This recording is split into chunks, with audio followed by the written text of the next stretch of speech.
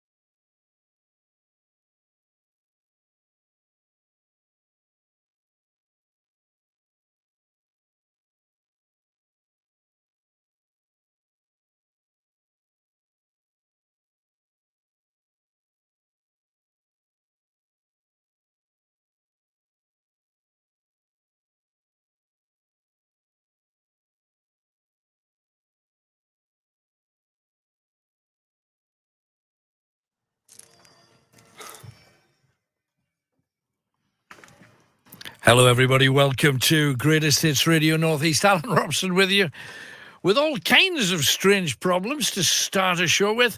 But we rise above such things with a glorious challenge for you. Now, just this week, a woman had a really, really lucky escape. Early in the week, we were down doing a live ghost hunt at St. Mary's Lighthouse.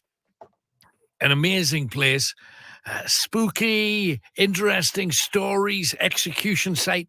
A lot of very cool things happened there and thereabouts. And on the following day, a lady went down to St. Mary's Lighthouse to see where we'd been and to walk in our footsteps. And while she was there, she was on the rocks and the tide came in and she slipped. And she had a really expensive watch on. She had her phone in her pocket.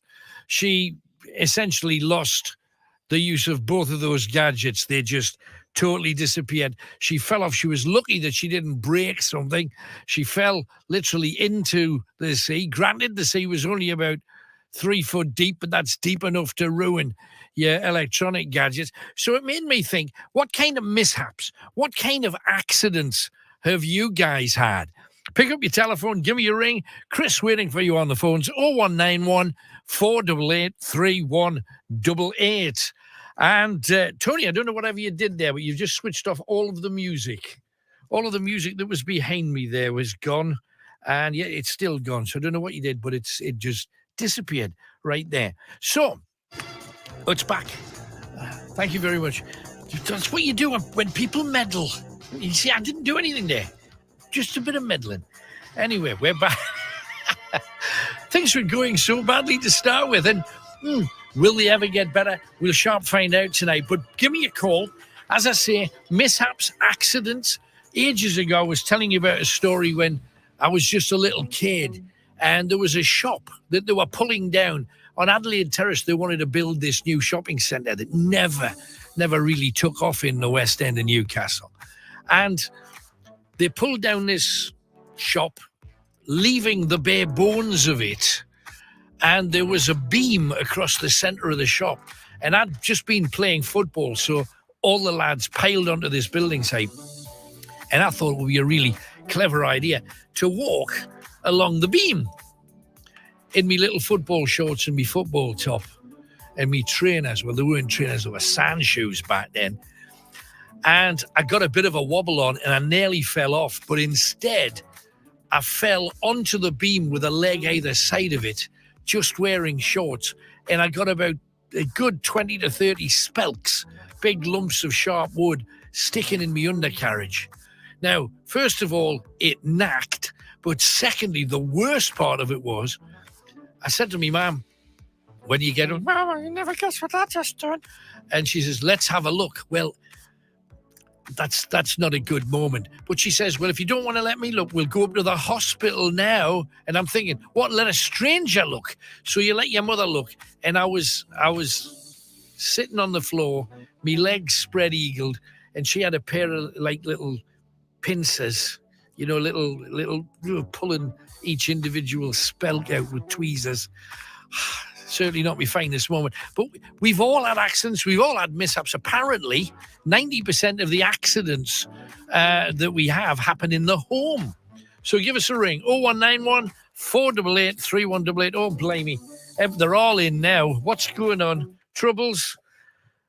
We got no idea. Everybody's just circling, and I haven't touched a thing. So innocent gov. So accidents and mishaps, we want them. And accidents as a child, accidents in school, accidents in cars. We don't want anything too tragic. But tell us about those accidents. A lot of people say that when you're driving, and I can actually testify to this, lost my brakes in a vehicle many years ago. I wasn't actually driving. It was a friend of mine who was driving. Brakes went out, and he was kicking the floor, trying to get these brakes to kick in, and they weren't happening. We were rolling down a hill, no brakes, and we ended up hitting the wall at the bottom. And it was kind of like, ooh, no. And so, are they always in slow motion? Do tell. Newcastle United do better, but they still hit bottom of the Premiership. All the other sides down there winning or drawing. Man United's sacking their manager. And I want some more of the accidents. Have you ever come a cropper at home? What happened to you? And also, if you're a truck driver, a taxi driver, or a driver in general, what have you come across on the road? What have you seen happen? The Tory press today had one of them had Boris is doing a great job on the front page. I don't know how you get that kind of publicity in light of the fact that prices have gone up about 35%. Unemployment is booming. Brexit's failed every test. Illegal immigration has rocketed. So I don't know how they get there. The other thing is, do any of the other parties stand a chance? Give me a call, 0191 488 3188. I also want to know, hang on, we still in trouble, are we? What's going on? We're not sure. If we sound remarkably wobbly at the present moment, it's because nobody really knows what they're doing here. And we've been in the new building about 5-6 weeks now, and every week there's still something that's hanging off, needs plugging in. But we'll get there eventually, don't worry. Got some more stars coming out at night. I also want to know what you can't resist. I was in a position this week where, and you know, I'm trying to cut down, I'm trying to work out, and jogging yesterday, nasty. And then I get home and I spot a small crunchie. Well, hey, what's a man to do? It's a small crunchie. So you eat the small crunchie and you think, you're going to have to work off harder tomorrow, work out harder. And then you think, well, if you're going to work out harder tomorrow, maybe I can find another half a crunchie just to make it worthwhile. Also, I want to know television adverts that do your head in and why, please. And also, today, this very morning, doctors telling us that everybody should keep their distance from people, shouldn't be massed together at football matches and stuff. And I went for my booster jucking, my injection thing. And place was chocker. People within 2 feet of each other everywhere in all directions. So there you go. Oh, hang on. Arthur's got one. I had an accident where I broke my arm at school. It was in plaster. Normally my fellow school pupils would sign their name on anybody's plaster, or Stookie. Sign your Stookie. They didn't do that on mine. Instead of signing their names, they wrote derogatory comments about me on my own plaster to add insult to injury. Shame on them. Shame. And your mother says, let's have a look at that. Whoa. 0191 488 3188. Let's get some calls on, though, because that's what we are all about. And we are starting with Colin, who I think should be with us in South Shields. Hello, Colin. Hello there, Alan. How are you? I'm very well, mate. What can we do for you tonight? Well, apparently I was scheduled to talk to you a few weeks ago at Halloween. I put a comment on the Chronicle page about ghosts, if anyone had seen ghosts. And All I'd right. put a little bit about what I'd seen. Brilliant. What was it then? What did you see? Tell everybody. Well, so years and years ago, I used to do some entertainment with my brother, like kids' entertainment, and Right. the landlord of the Lambton Arms, which was a friend of my brother's, he wanted a Halloween party Right. upstairs in the Lambton Arms. That's And, Chesterless Street. Yeah, Right. Chesley Street. And we went to just to have a little recce and see what the room was like and what have you. Right. Now, if you imagine the room was a T shape, Mhm. so it was a long room and it had like a little leg of the T, sort of like faced out into the street. Right. So me and my brother walked in with the landlord, and the fluorescent lights were just sort of like blinking, just powering up. And I walked into the semi-dark room, and as I came to the T piece, there was a stack of chairs, and there was a little girl standing there, with a sort of Victorian Edwardian nightie on, with a high neck. Right. And I've got a daughter myself, and I had this urge to say, are you lost? I didn't speak to her at all, and she just faded away. Wow. Like a TV, the old-fashioned TVs. Yeah, where when you it used to have to faded tune off. them in. Yeah, absolutely. Yeah, That's and amazing. that's what I saw, and she really reminded us of my daughter. Did you mention it to the landlord though? I didn't feel the urge to actually mention it there and then, but when I got outside and I spoke to my brother, who's done like ghost hunts and stuff like that in the past, he says, well, that's one of the spirits that's meant to haunt. It was meant to be a young girl and a young boy, right, who was seen in that part, and apparently that building was like a Mason, like a Masonic lodge, apparently, at one time. Yeah. So I don't know what connection that would have to two young children, but yeah, very, very, Was that your first thing that you'd ever seen? No. So my grandmother used to have a big house on Ocean Road in South Shields. Yeah. Yeah, and as a child, like my grandma more or less lived in one room downstairs because it was a big house. And as a child, I used to hate going to the toilet up there. Right. Yes, you went up the first flight of stairs, and then there was a couple of stairs, and it went in there were old Victorian or Edwardian bathroom. Had like stained glass either side of the door. And a proper pulley chain. Yes, the old systems. But you could look up through the bouncer rail right to the top of the house. Right. And I used to always see a guy who would look over at us. I'm getting goosebumps here telling you this story. Yeah. And this guy was really, really well groomed with a beard. And he used to just look down and smile from the top floor. Ugh. And never mentioned to anyone, but I used to just hate, you used to think, you knew what was there, you would look up, and sometimes someone would look back, and other times there would be nothing. Right. And never mentioned to anyone, and then we actually at a family funeral.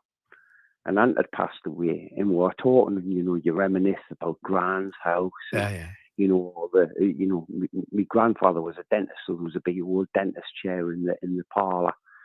And you're reminiscing about it. And I said, I used to hate going to the toilet at Gran's. My cousin, who lives over in North Shields, turned around and went, did the guy used to look over the bouncer at you as well? Whoa. Now that just brought it home, you think, well, it wasn't my imagination as a child. Yeah. But it gave you validation that you weren't. It wasn't just your imagination going crazy as a little kid in a dark house. Exactly, yeah. and science dictates that spirit doesn't exist. But I just think sometimes there's echoes, and I think like some people are just tuned in a little bit more. Right. And then other people don't see it at all. And I just think it just depends on what wavelength spirit's on and what wavelength, that individual person's on, and sometimes the wavelengths just match, and you see it.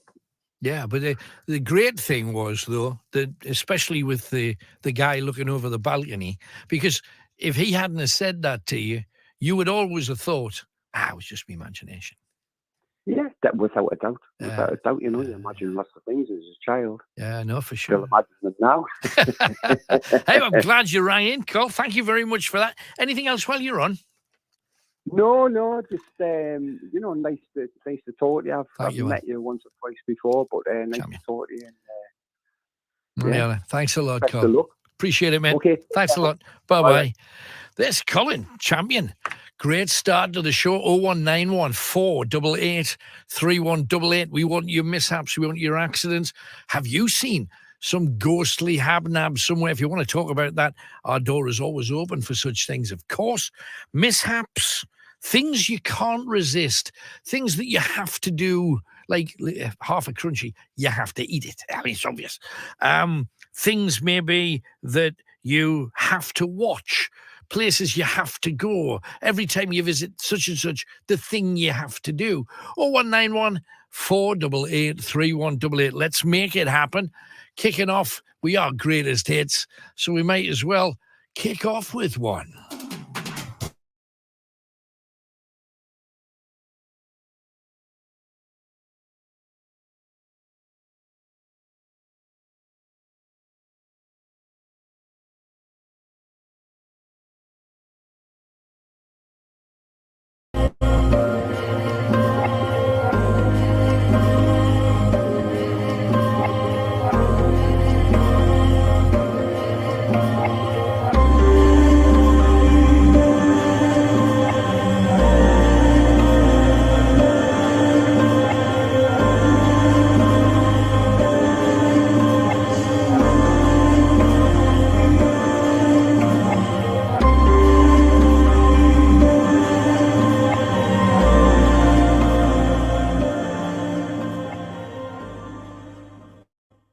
Right.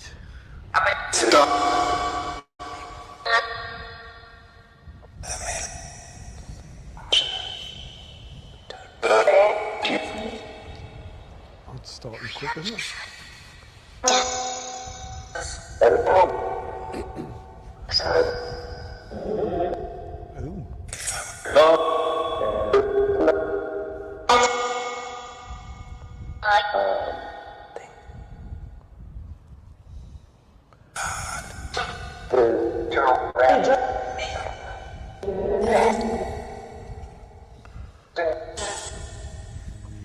So how about this as a place to start? Kenny's here, I'm here, Hollywood McShane is behind the camera, and we in an amazing place. Now, I want to blow your mind with a single sentence.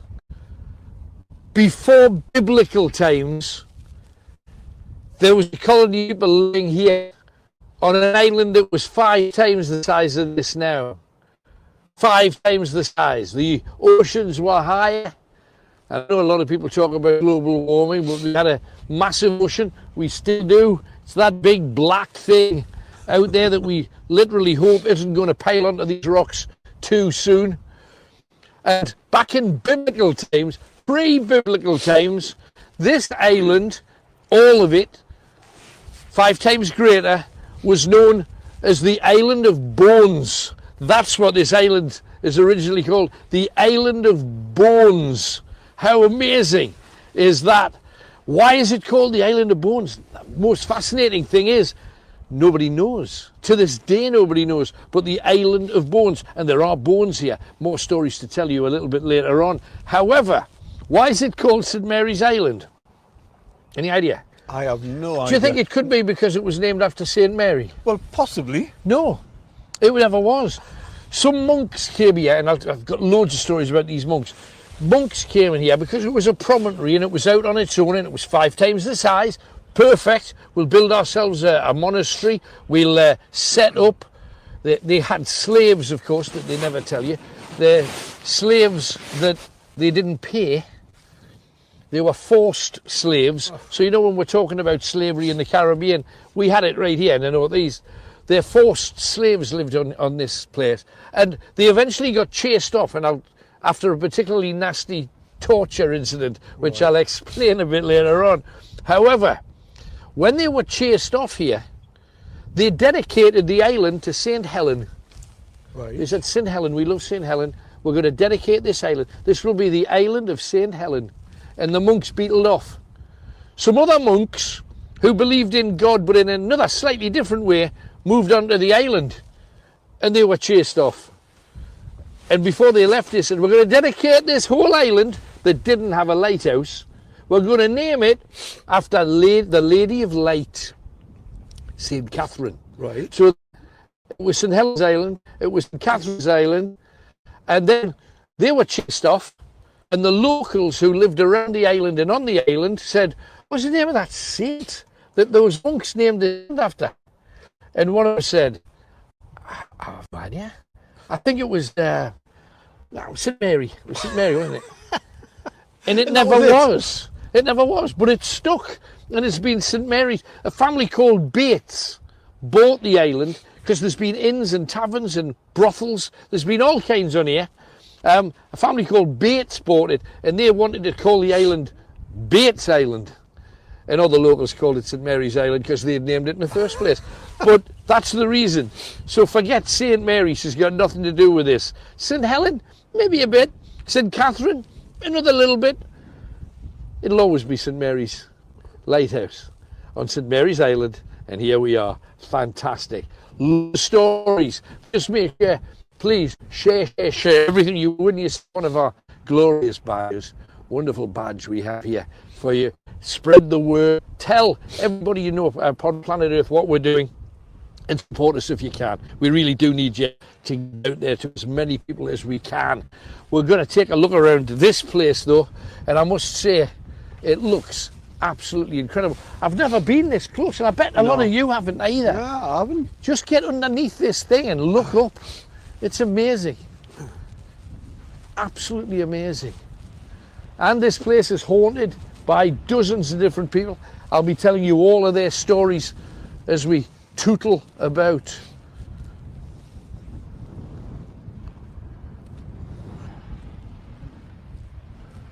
That is crazy. And the moon just looking spooky enough as well, up there in the sky, just pointing down.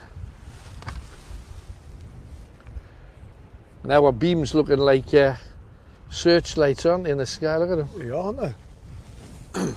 This has got Jaws written all over it. Look at there. Is this really a pixie's house?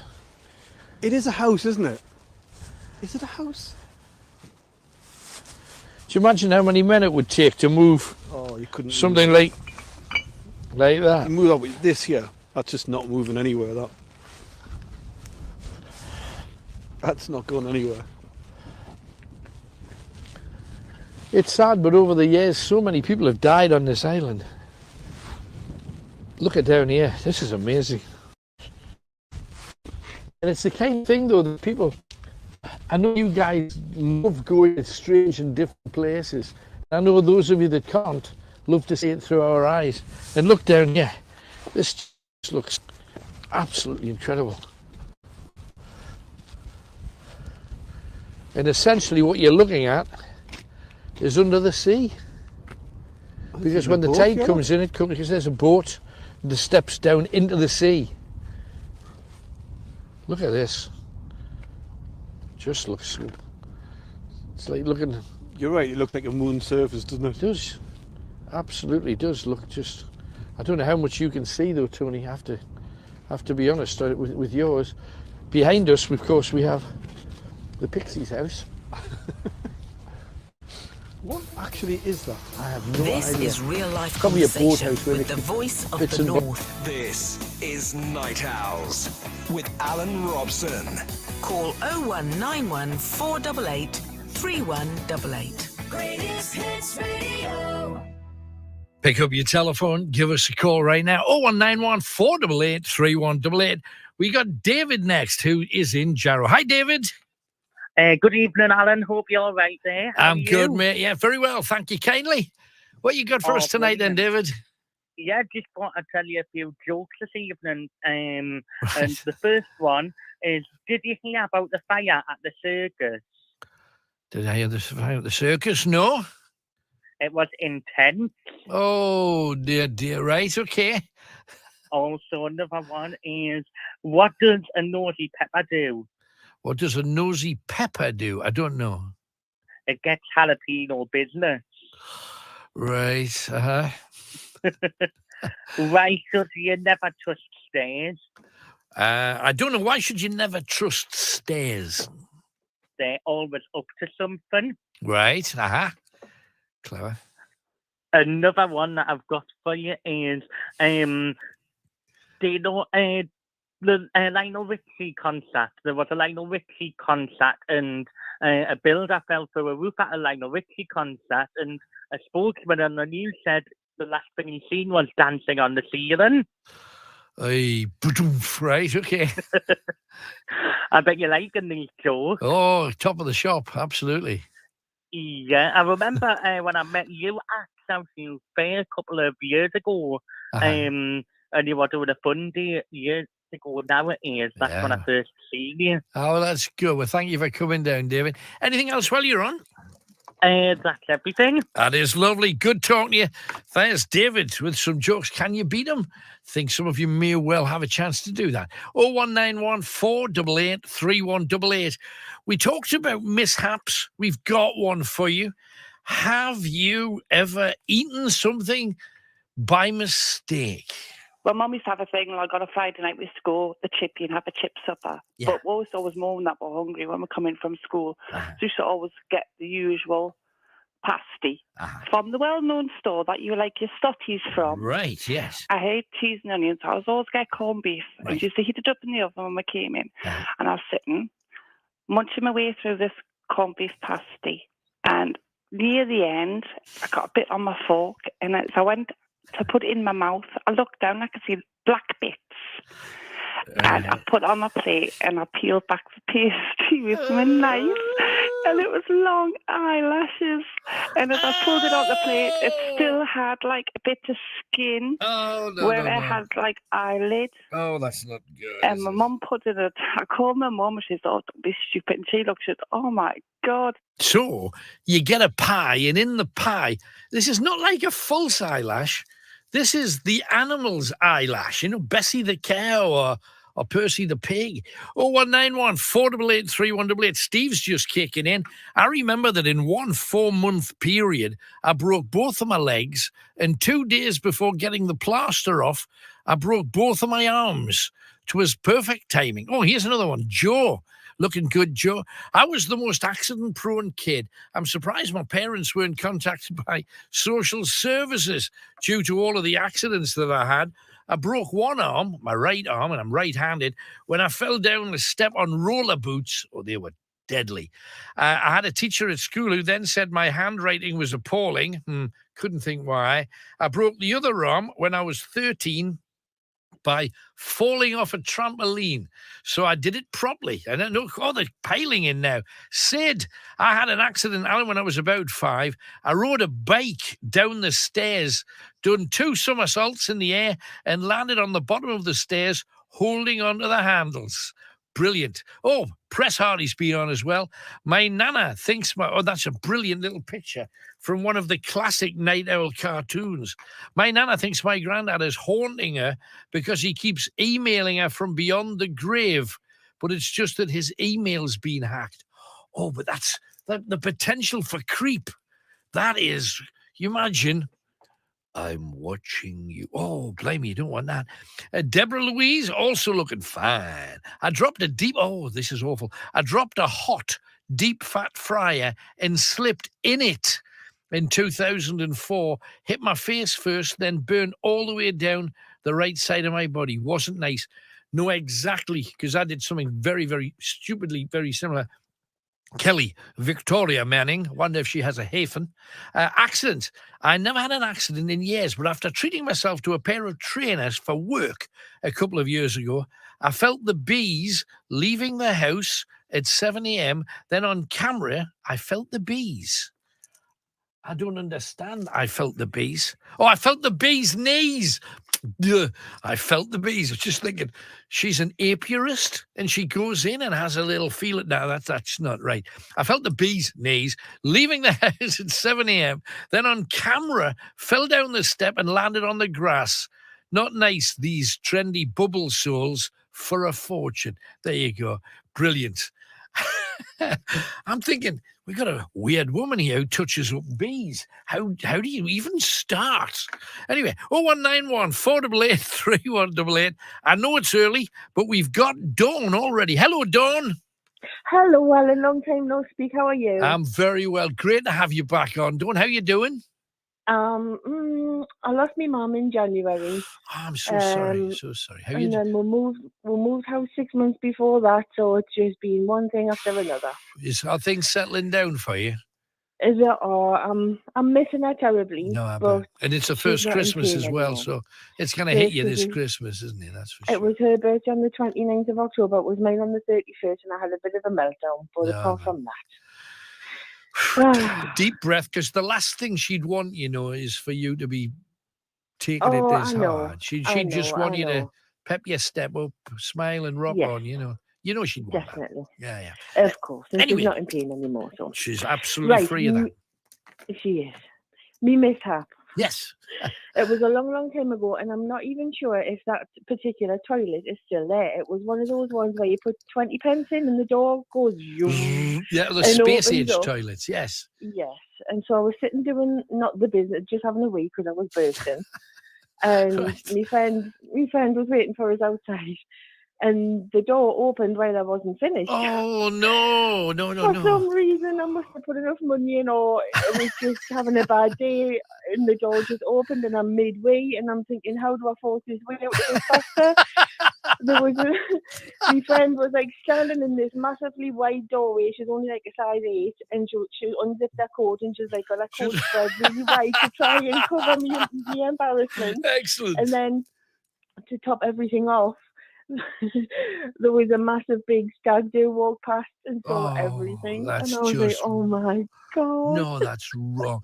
It's not good." Because the funniest thing I've ever seen with those toilets, and it was actually nothing to do with me. I was in Alnwick in Northumberland, and they just had one of those toilets put in next to where the bus station is, and I'd parked in, I think there's a supermarket around the back of the bus station.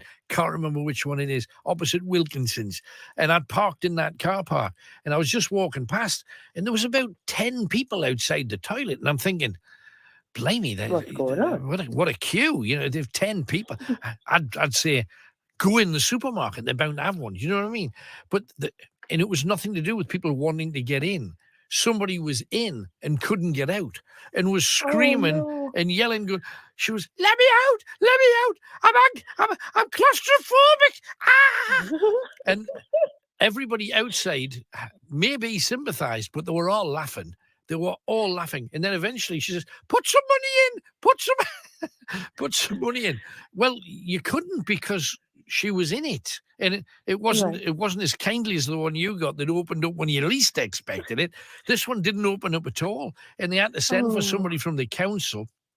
And I did the little bit of shopping in Alnwick that I had to. When I came back, there was about 20 people around, and she was still in there. And I'd been about a good hour. And presumably cleaning as well, They do. It's a good job she didn't get covered in stuff. I don't know what state she came out of, but when I drove away, I was thinking, deep down, I really just wanted to get out and wait with everybody else just to see, and give her a round of applause, because that must be just. But anything to do with toilets is embarrassing in my experience. Well, I didn't get a round of applause. I just thought, went on the way. But you see, this is the difference between men and women. A man would simply, I'm going to wee, I don't care who's watching. That's what a man would do. But you ladies, no. Far, no. far And the more door delicate. was really wide, and my friend's only a size 8, and she had that coat, bless her.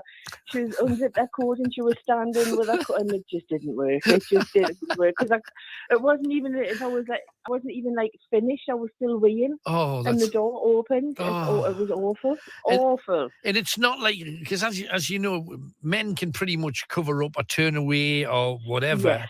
And we Yes. also, I don't know how women's gubbins work in that neck Right. of the woods, but a man's gubbins, if we're disturbed, everything stops. Turn it No, off. it doesn't work for a woman. Turn Does the not ta- work for a woman. No. We can turn the No, tap I off. had to You finish. can't. I say, oh, dear me. My husband had a nasty mishap in the house, or in the old house that was sold. Yeah. He was fitting some cushion flooring in the bathroom Uh-huh. with a Stanley knife, Oh. and we just left him. Me and the kids just left him to it because Right. then the kids still lived at home. Yeah. And then all of a sudden, we just heard somebody needs to call an ambulance. Oh, and no, I went running, and he was holding his forearm, and I thought he was joking because I couldn't see any blood. Right. It was a brand new Stanley knife, so obviously it was a clean cut. And I said, "Shut up, man!" And he was going, "No, you really, really need to call an ambulance." And I went, "No, I don't." And he's going, "Yeah, you really, really, really need to call an ambulance." And I said, "Show us then what you done." Sure. Took his hand off. Oh my God! There was just loads of blood coming out of this Where did he prog? massive gash on his forearm. How So do if you you like- gash if your you like- forearm though when you put? Because he was on his hands and knees, and he was doing it wrong. He was bringing the knife towards him, and he was holding the cushion flooring down with his right hand and using his left hand because he's left-handed, and it just slipped and it went onto his forearm and slapped his forearm. Oh, So sorry. my son was running around the house screaming, and I was shouting, "Just get a tea towel out the drawer, get a clean tea towel out the drawer." And I thought to put a tourniquet on for him. Oh, bless And him. then phoned an ambulance, and they sent an ambulance out. But they said it wasn't that bad. It was gory, and they just sent him to like a walk-in centre to get himself stitched up. Unbelievable. Mhm. Unbelievable. This is the thing.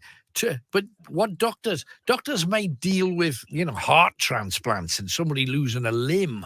So I understand what they consider like super serious.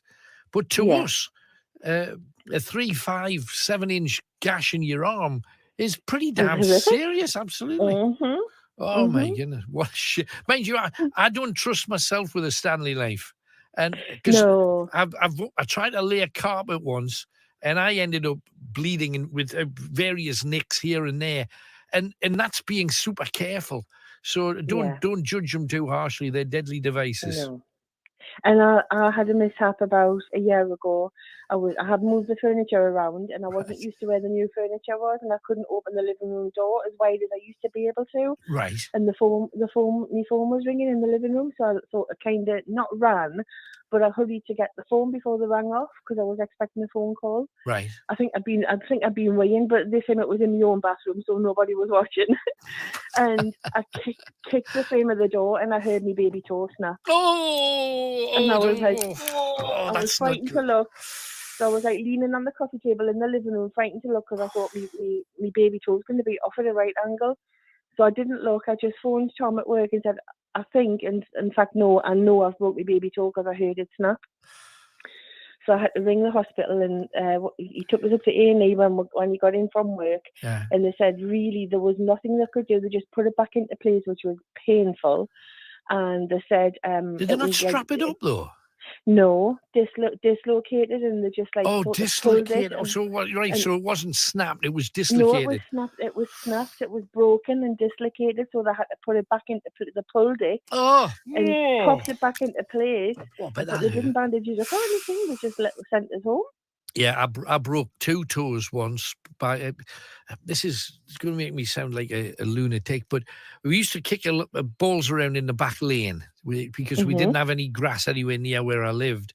And so one wall would have a chalk goal on it. Then round the corner down the street, there'd be another chalk goal. It wasn't like a square pitch or anything. It was whatever bit of road we had that didn't have cars on it. And one of the kids thought it would be funny to lift one of the, those metal squares you sometimes see on roads, and you lift them up and you can plug a like a hose pipe in it if there was a fire or anything. Oh, yes. There's little metal things on the floor. If you lift them up, they're on hinges and they stand Right. up. And I was Right. dribbling the football along and I was about to take a shot. And when I kicked the football, my foot followed through and hit the metal thing and broke 2 toes. And you limp up to the hospital, you wait 2.5 hours to get seen, and then they say, not really much we can do about that, but it'll sort itself out. So Yeah. are toes not important? Because they don't seem to do anything. That was when I was a kid, so it's not an age thing. I think if you break your big toe, you have to learn how to walk again because it affects your balance and stuff. I could be wrong. I If would've- anybody's listening in the know. I would have thought so, but 2 toes, that's like, 2 toes. You think they would have bandaged them together, like tied them together to make sure those healed it's properly? 2/5 of your foot. You know, Exactly.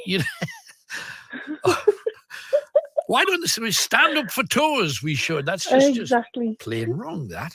Hey, but Can great. I finish with a joke? Oh, please. Always, always, always. Thank you, Darren. Right. Little Johnny's in school and the teacher says, right, if anybody can guess how many blades of grass are on the playing field, you can have Monday off. Well, nobody knew the answer to it. And so everybody had to go to school on the Monday. Right. So the following Friday, the teacher said, right, if anybody can guess how many gallons of water are in the ocean, you can have Monday off. Well, nobody knew the answer, so everybody had to go to school on the Monday. So little Johnny was getting a bit sick of this. So he went to the shop and bought a load of ping pong balls with his pocket money and painted them all black. And on the following Friday, when the teacher was taking the register, he started throwing the ping pong balls at the teacher, and she was very, very annoyed. And she went, okay, who's the joker with the black balls? And little Johnny piped up, Kevin Hart, see you next Tuesday.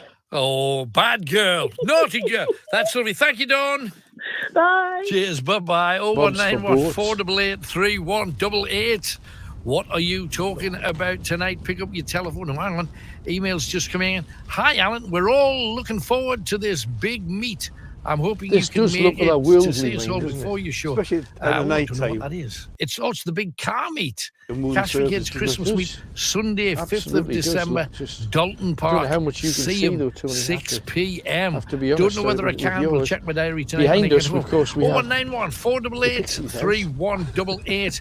What are you going to talk about actually tonight? is that? I We have have no a idea. whole host Probably a boathouse where they of keep callers waiting to bits get and on. I bobs hope you'll for join boats. them. Please do. 0191 488 3188. We're back after this. Greatest Hits Radio. This does look like a worldly mine, doesn't it? Especially at the night time, isn't it? When you see all this here, all the rock here, and then there's the sea there, lighthouse flashing now and again. Can I go around? Yeah, no, absolutely, of course. Because you can see in all directions during the day, of course, you can see for miles if the tide's out. Otherwise, that entire walkway down here that some people drive to work, but rather them than me, I must say. But look at this. Just the whole thing's just incredible. Is there a light on in the top? That's what I thought. I seen a light there, mate. Can you see a light at the top, Tony? Yeah. How's that then? It looks like one. Oh, it just went off. Looks like nothing. No, it's just gone off. Unless there's somebody up there. Do you think?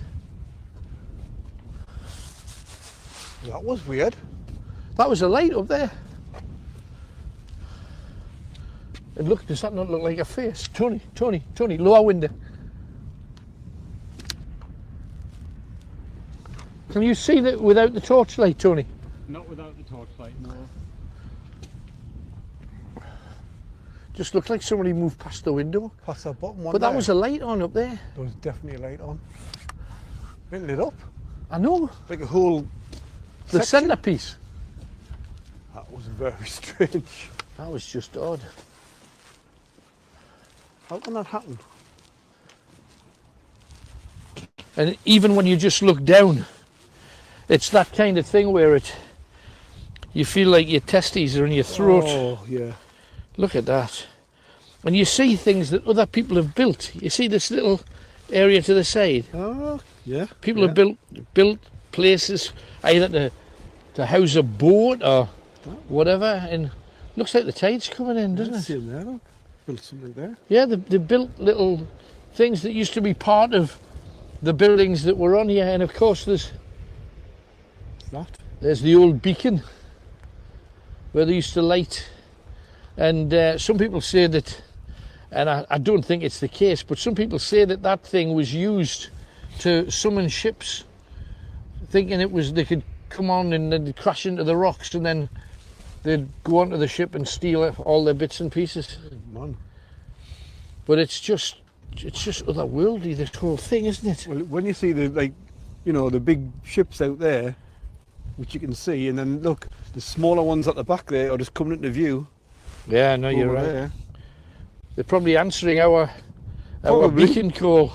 They're probably seeing our stuff. Dot dot dot dash dash dash dot dot dot. Yes, SOS. Yeah, gonna be SOS. I love the fact that they've got, in loving memory, that's Mrs. Bruce. How lovely.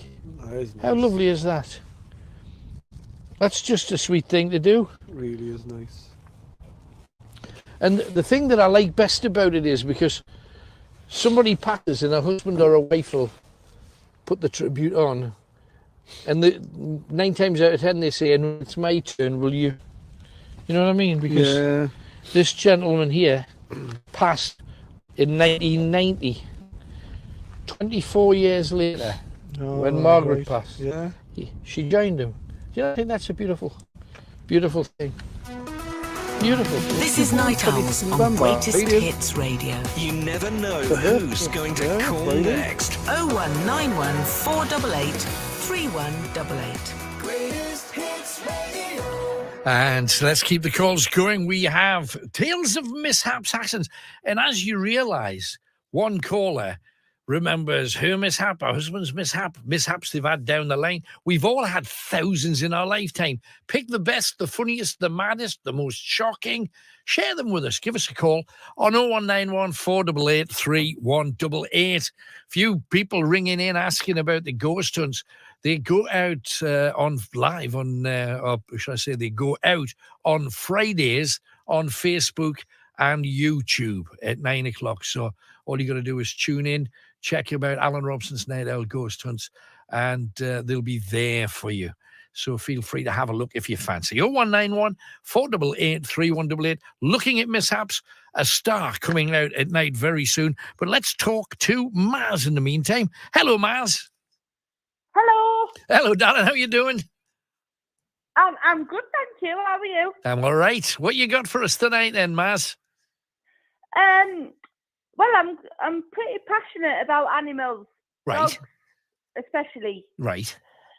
and I just want to make people aware not to, breed dogs. And do you know what I mean? Just for people not to breed dogs. Well, to the death. Breed dogs to death. Oh, to the death. To the death. They'll get a dog, Right. and it'll be, I don't know, a year old, this dog. Right. And they'll breed it every time it's in season. Oh, I see what you mean. You mean these people that want to sell puppies and stuff?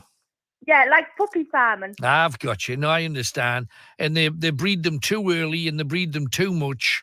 And everything's knackered down that lane. That seems to be the case. No, I absolutely agree with, especially this time of year. So, and I know ever since I was little, the phrase "a dog's for life, not for Christmas," and yet every Christmas people think I'll get a puppy, and you really need to think about it, because it's not just a 5-minute thing. It's not just something for a fortnight over the Christmas period. What you're going to do when you're back to work, or you're not going to be in, or you're back at college. You really want to think hard and long about it, because they're too important for you to mess with. Yes, but they're so expensive these days, and a crossbreed. Yes. Like, they're good dogs, but if you get a pedigree, they have so many problems. What do you mean? Explain. Well, it. For instance, my brother, he got a pug, Right. and it's had so many problems, and it's actually got put to sleep. Oh, blame you. This is just because it was one of those that was bred in too soon or whatever. No, I don't think it was. But there's other like purebreds that they're like trying to pure breed them, Right. that they're getting so many problems. Right. Got to be so careful because I don't know enough about them to make those kind of decisions. Do you know what I mean? I wouldn't know where to go, who to trust. It's a difficult world out there for people wanting to buy a pet. Back in the day, it used to be able to go to a pet shop, then you'd have to buy a license to make sure you were a good enough person to have a dog. Now anybody can just get hold of an animal and do what they like with it. It just feels wrong. Exactly, and it just upsets me so much. I hear you. But I would like to What's that? let you. Do you know this Second Chance Rescue Centre? I would like to pass it over because they're in Bosnia. These little puppies, right, and dogs. You know, I would like people to donate. Right, I'm to sorry for being cheeky. so all right, now, to the Second Chance Animal Rescue in Bosnia. No, second Chance Golden Retriever Rescue, and they're saving dogs from Bosnia and they're flying them over to the UK. Right. Okay. Well, I'm sure people can look that one up online and check them out. But thank you, Maz. Thanks for coming on. Worth saying that just before Christmas as well. Important. Thanks for ringing in. Thank you, Alan. You're welcome, darling. Bye-bye. Then, you know, just that people tend to get dogs on a whim. That should never be. It's too big a decision for that.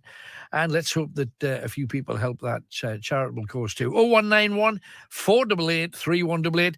Let's have a star coming out at night, as if we haven't had enough already with you lot. Pick up your telephone and give us a ring. Elton John, Kiki D coming up. You know the song. You will sing all of it. But let's first of all find out what Kiki D is frightened of. What are you frightened of? You got any rational or irrational fears?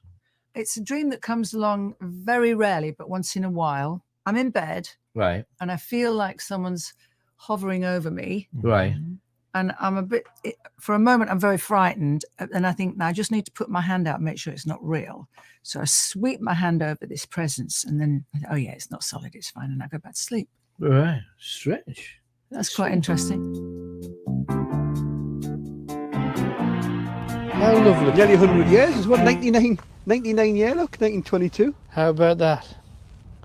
And this one, in loving memory of Colin, Jean and Hannah, together again at last. Do you not think these are just... Especially when there's flowers there as well. I mean, because they're still greatly loved, these people.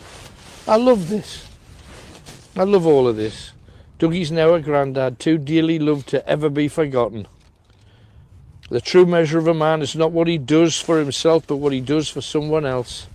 How great are these, beloved husband and dad, back in 1990, only 49. I'm sorry, but I get touched by this. Kind of lovely, and look at the flowers still. Beautiful. Oh my goodness, heartbreaking, all of this, heartbreaking.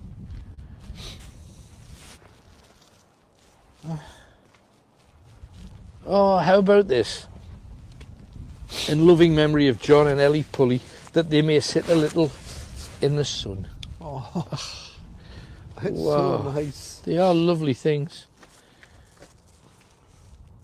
And his parents. Ah. Yeah. And there's a cannon. Blocked and locked. Probably a signal cannon, you'd imagine. You'd think so, wouldn't you? On blocks. That's oh, blimey, you don't actually get any feel for this place until you come here. You hear that? I heard a noise there. That's like a girl's voice just around the corner. Just here. There's somebody here. Must be somebody here, Kenny. That was clear as day. And a bang. Something's just banged there? Like a door? A door. That must be somebody in it then. How do you get in?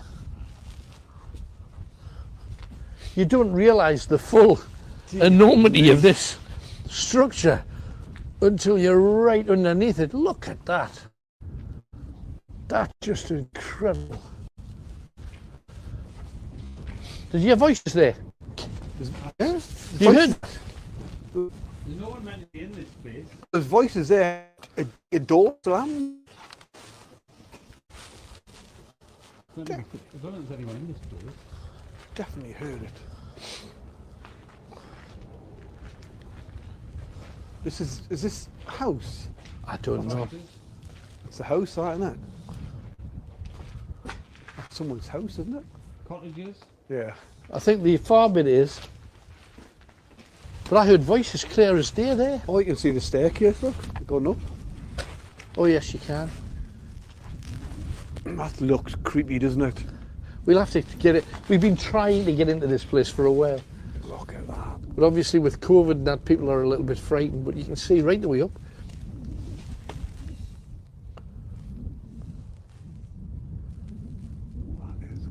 But I heard the girl's voice around here, and then I heard like 2 or 3 people almost just in conversation. Yeah, and a door. Like that. Unbelievable, what a place. So share, please.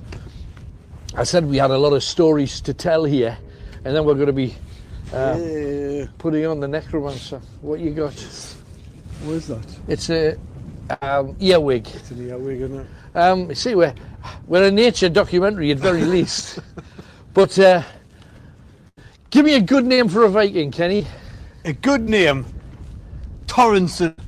I think that's a good name. Torrenson's a good name. I'll give you a better one, because it's a guy who came here and attacked the place. It's correct. No! Ivar. That's twice! Ivar the Boneless. No! Ivar the Boneless, 2 R's. Ivar the Boneless. Word. He came here and he'd heard about the monks on this particular island. And I mentioned that they had slaves earlier. They did.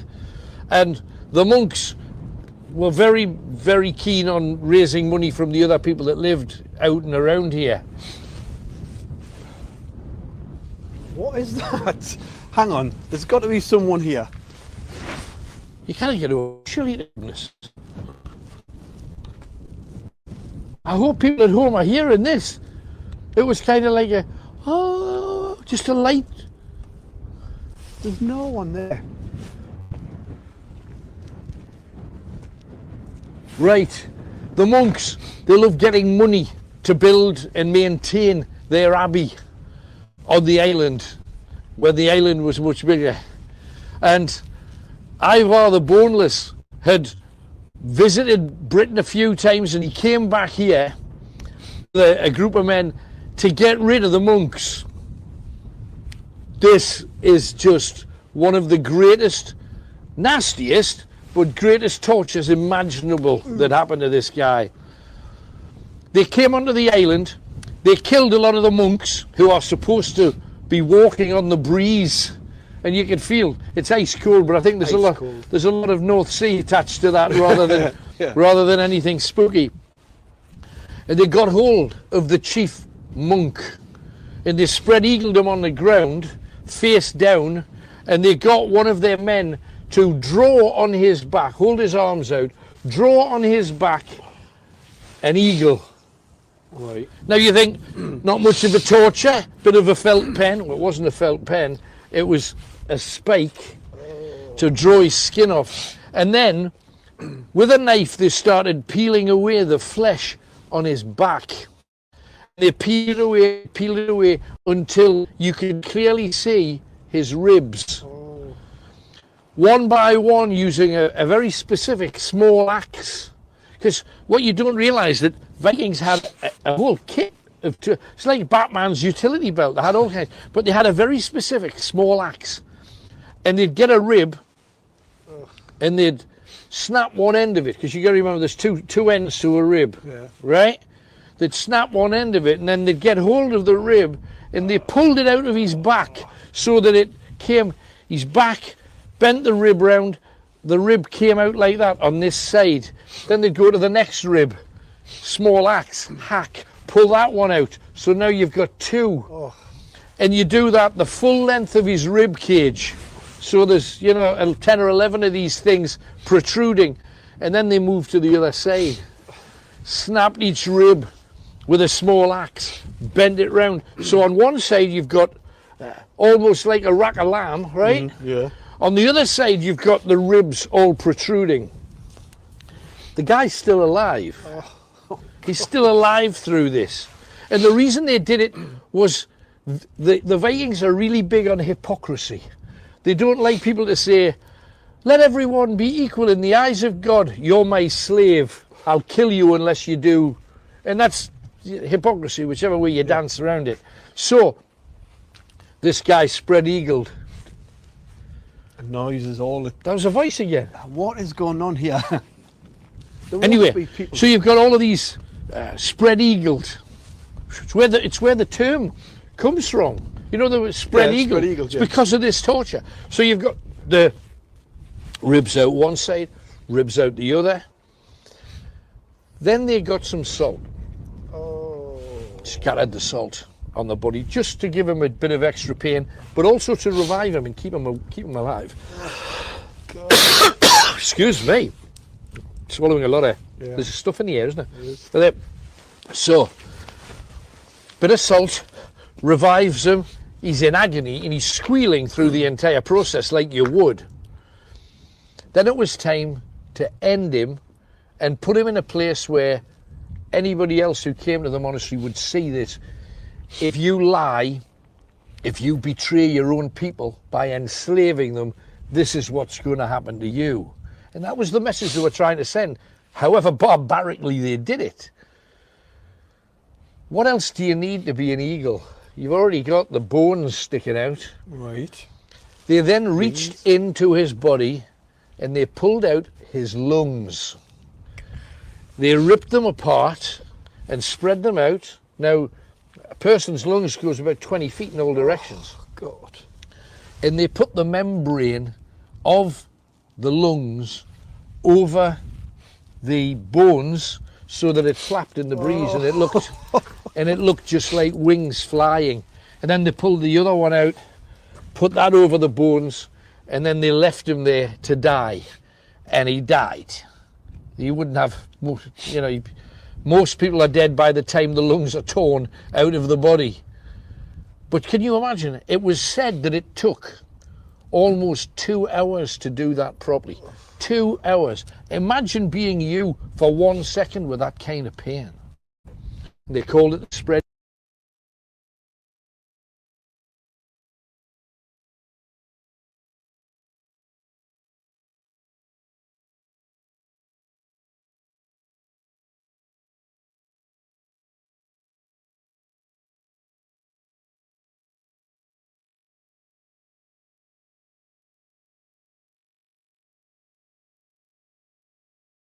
It's looking very poor for him, and I think that the owner is I don't think he's sure what he's doing, because I think he'll walk sometimes during the season because they're not doing that well. I mean, the bottom of the table now. Yeah, and it's looking very bleak for them at the minute. Do you not know they were taken over? Have you not heard about that? No, what's happened?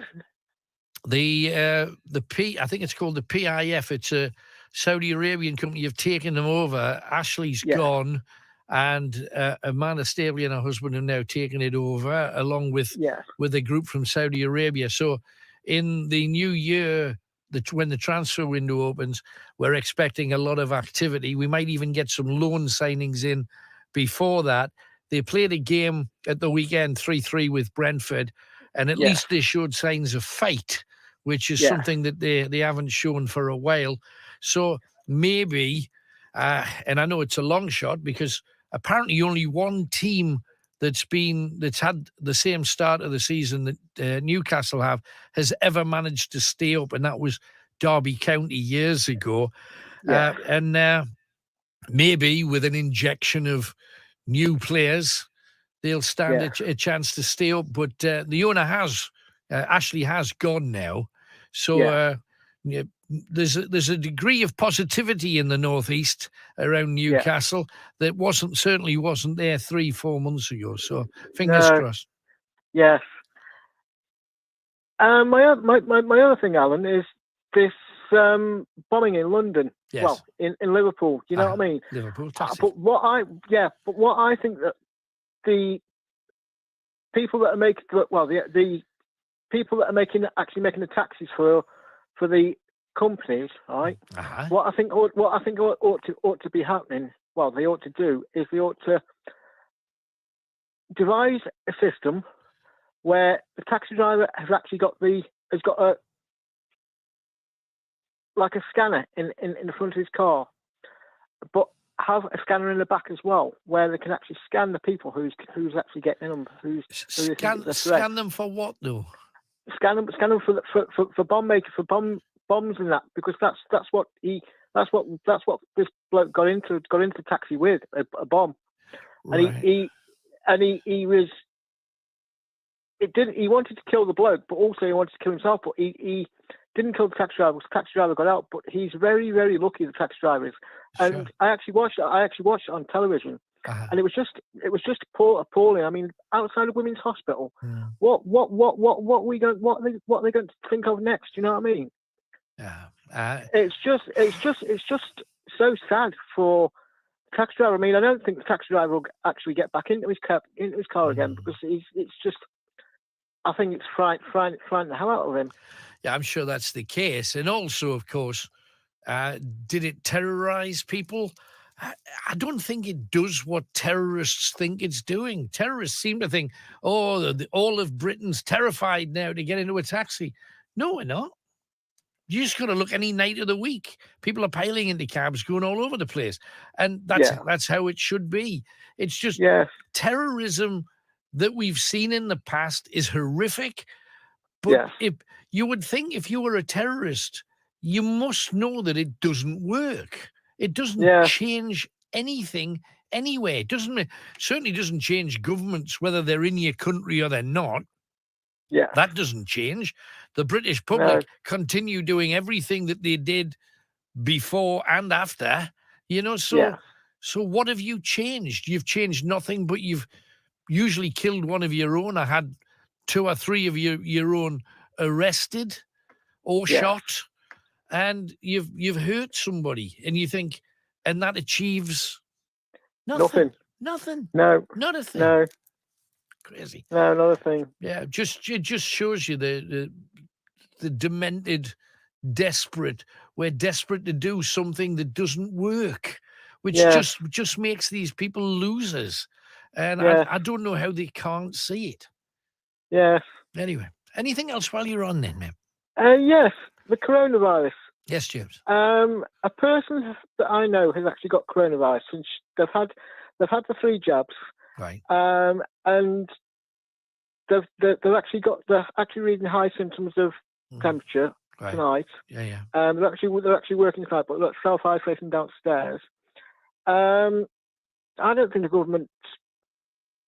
I think what the government should have done while the first vaccine was being introduced was, I think he should have said to the company that devised it that what they should have done was they should have devised a jab that if you get the jab, then you won't actually get the coronavirus at all.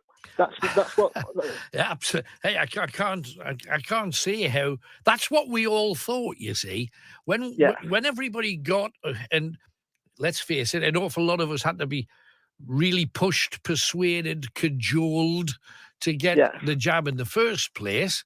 Yeah. And I was kind of one of them. And then as soon as I heard you can't travel, your members can't go into restaurants and pubs and gigs and all of that if you haven't had a second jab. So, okay, I get the second jab. And then just today I had the 3rd jab, and I was talking to the lady who delivered it. And she was saying, they're saying, now, you see, this is, I take great care in hearing what people say about stuff like this. She says, Yes. they're saying, first of all, I don't know who they are, but they're Yes. saying that if you've had, say, the AstraZeneca jab, which I Yes. had twice, the first and the second, Yes. they've given me the Pfizer one today, and Yes. they say if you have them both, Yes. out of the 3, it gives you greater protection. Now, on saying that, I've heard people like the situation you were describing, they've had all 3 and they've still caught the virus. So is there any point? I don't know. I hope so. I hope it offers protection, but you don't know. Yes, and then we heard this morning that in a care home in Lanarkshire, they were injecting old age pensioners with water, with salted water, saline solution, instead of any of the proper medication, which makes you wonder: is that the only care home, or do they not care if elderly people die? Is that what it's about? That is actually classed as abuse, Alan. Absolutely, 100%. And somebody needs to step in there and say, hold on a minute, this is wrong. Absolutely. Okay, of course. Yes. I just first of all, I don't understand how people can say, okay, we've got a care home, I don't know, 30 people, 50 people. Let's get the doctor in or the nurse in to deliver these jabs. How would a nurse not know that what's in the file is saline solution? Surely you check these things before you stick them in somebody's arm. You would have. Yes, I mean, they're dealing with idiots. It's just, they are. It just makes you shake your head. Anything else then, James? Yes, can I have a signed autograph from you, Alan, please? They're the only kind I do, funnily enough. So stay on the line. I'll sort you out with Chris. Thanks, mate. Bye-bye. Okay, thanks, Alan. Bye. Hang on in there. So another one for you, Chris, next door. If you're hearing this, I think he is. Thumbs up. Didn't expect him to put it there, but even so. And we have a lot of accidental things. What about accidentally dogging? Someone mentioned Country File. Right. And my mum went, I love that programme. And she went, me and your dad went to a different reservoir to look at dark skies in the night. I went, all right, can you? And she went, it was 1:30 a.m. The car park was dead busy. I went, oh, no. And my uncle went, you went dogging. And she looked and she went, pardon? And it was at that point, Christmas Day, I had to explain to a 67-year-old woman what dogging was. And she went, my dad, she went, we'll have to go to Hampshire Forest next time. We might be quiet. Oh, my word. So tell me about the accidents, the mishaps that you found yourself in as we dive across to Andy, who's in Spennymoor. Hi, Andy. How do? Hello, man. What you got for us tonight then, Andy? Right. A little bit of a warning. Okay. I bought 2 Christmas trees. Right. One 6 foot and one 4 foot. Gotcha. And I paid £70 a piece for them. Whoa, right. I bought them off the internet. The carousel Christmas trees. Right. And guess what? I've had my trees delivered. I got a 8-inch one and I got a 10-inch one. That's a big £70. For that kind of money? £70 a tree. That's really right. So you thought they were 7 foot, but they were 7 inches. I got one 6 to 7 inches high. Right, and a 10-inch. And I got one about 8 to 10 inches high. You with must a couple of baubles. You must have rang the company then and said, no, I bought them off the internet. Right. So this was just some person selling them. It wasn't the company or anything. It's a company. The company is one company. We've come from somewhere in England. Right. And but when you were buying them, you wanted full-size Christmas trees, obviously. According to the order which I've got, I'll be sending you an email back of the order you've ordered. Right. I ordered the 6 foot. I ordered the 4 foot. So you're going to send them back then, and then they'll send you what you asked for. There's no other. You can't send them back because you just get them delivered by Hermes. Right. That's it. There's no address. There's nothing on it. But you said they sent you emails. Surely you can email them back and say what's going on. I sent them an email back, Right. and I says, here, I paid all this money for a little lump of rubbish, Right. which you can go to a Christmas shop and pay about £1.50 for. Yeah. And, oh, it's okay, you've got what you paid for. Well, it doesn't match the description what I have paid for. I paid £140 for two little tiny bags of rubbish. Have you been to Trading Standards? It's been in the newspaper last week. Right. It's happening to a lot of people in Britain. Right, so all of a sudden we're getting scammed left, right, and centre. Somebody, but without mentioning names, somebody sets a company up and makes it sound like it's a bona fide business. I went to the bank, right, and the bank did a tracing. Right. And what he said was the company only exists a couple of weeks, then it's gone.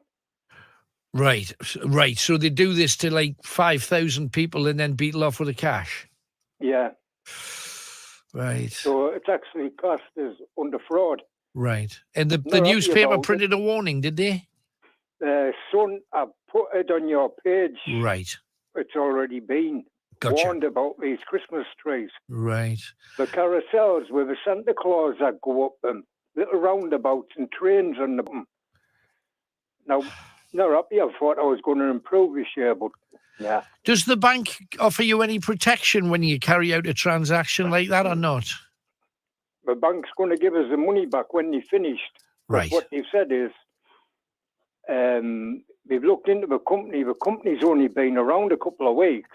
Right. It's set And up then they'll just just for disappear. Christmas. Right. But yeah, at least you're getting your money back though, Andy. That's something anyway. Yeah, I've got to wait a little bit, but at the point I got rid of an old tree. Yeah, I think you're better off going to a shop and seeing what you're going to buy and then having it delivered if you need to. But that's not the way over the net because there's so many.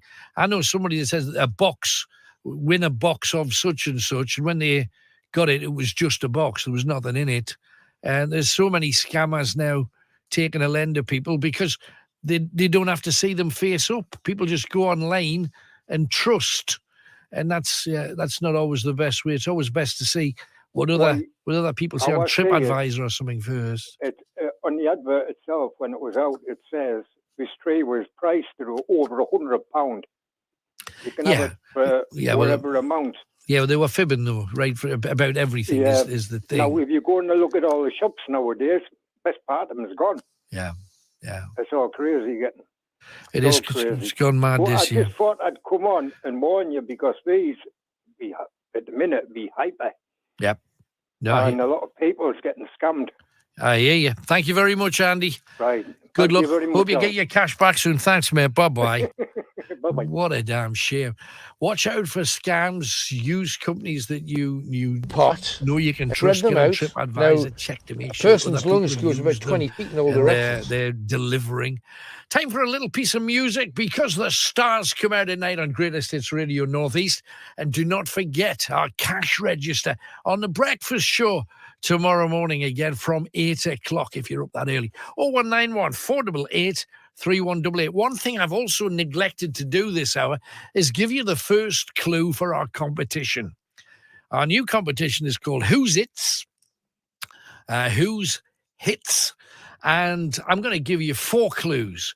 Each clue is a hit, a greatest hit song title. You've got to work out what all the 4 song titles are and then tell me whose hits they were. It'll all be the same artist or artists. Clue number 1 is this. Finding a partner when you're high on drugs. Okay? Finding a partner when you're high on drugs. Clue number 1. What song does that make you think of? Finding a partner when you're high on drugs.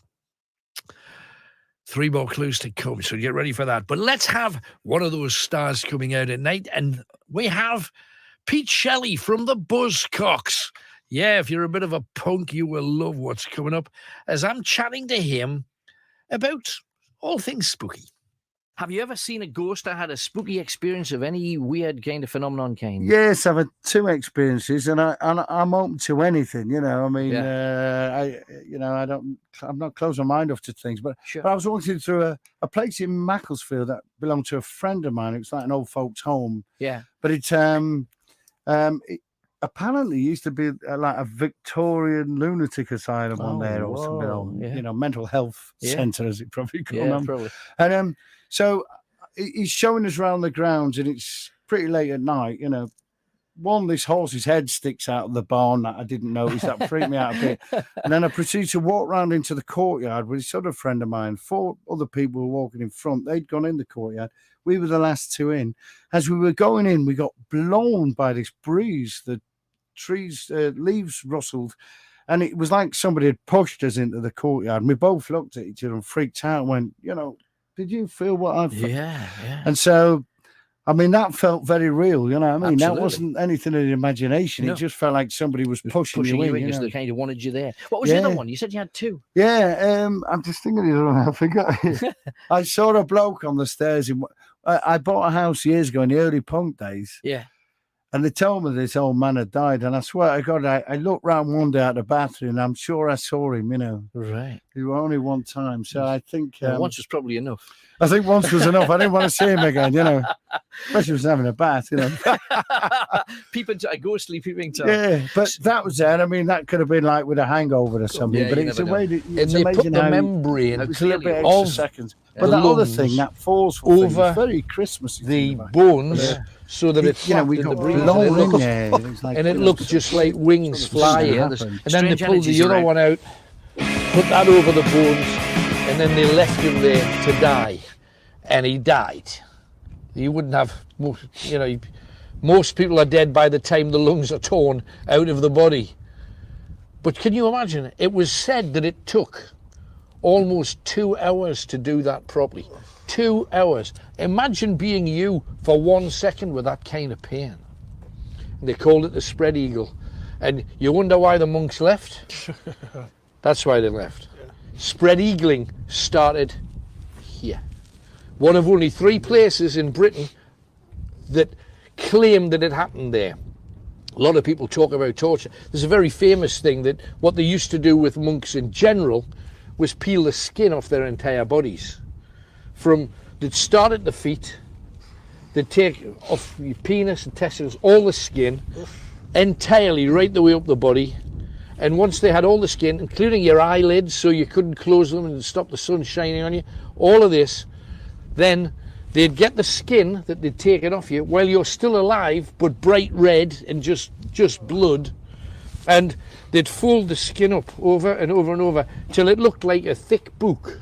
And then they'd go to the door of a church and they'd hammer it onto the door, warn people, this is what we do to hypocrites, this is what we do with false prophets. You got to remember, they didn't believe in God. No, it's barbaric, isn't it? They believed in their own gods. They believed in Odin and Thor and Loki and all the other gods and Valhalla. So they were saying, if you believe in all that malarkey, that Christian stuff, this is what's going to happen to you. Because whenever you saw priests in England, they were always rich. They always had all the jewels, all the gold crosses and what have you.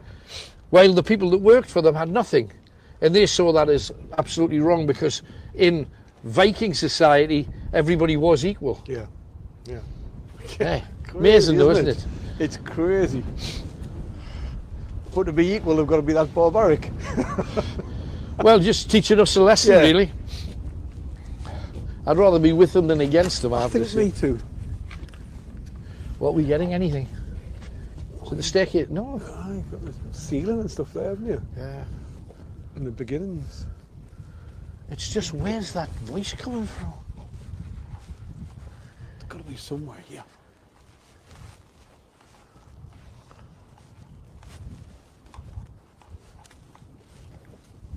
It's the history of it. Just a little squeak. Did you hear it, Tony? Yeah, I'm hearing things. No one on this island except us. It's got pictures of people in here, like from olden times and stuff. Look.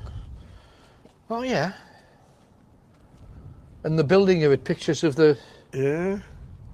Don't know whether you can you make any of that out, Tony, if you got closer to the window? I don't know if I'm going to see it. You probably just got a glare, wouldn't Oh, you? whoa. I thought I saw something moving in there. What the hell? Really? There's somebody in there. There must be somebody in there. That was too... You definitely saw someone moving. So something just dark. Can you make anything out in there, Tony? Little bit. Little bit. Oh. What it looked like to me was, do you know if you're hiding from somebody in the house? Yeah. And You you've got jump your down. front window and you just duck down. Yeah. You got like a shadow. Far right hand side. Like they were running to that door that's just at your end. See the door? Oh, yeah. It's like when we were little, running from the rent man. We called him Septic Knuckles because nobody ever answered the door to him. You should run from the wag catcher. The wag catcher, yeah, the wag man we call wag him. man. The wag catcher. I'd just love to know where those voices came from. Door's not open here, is it? Right, while we're here, we might as well. I'm going to just go around the front to one of these benches. Lots of people have happy memories.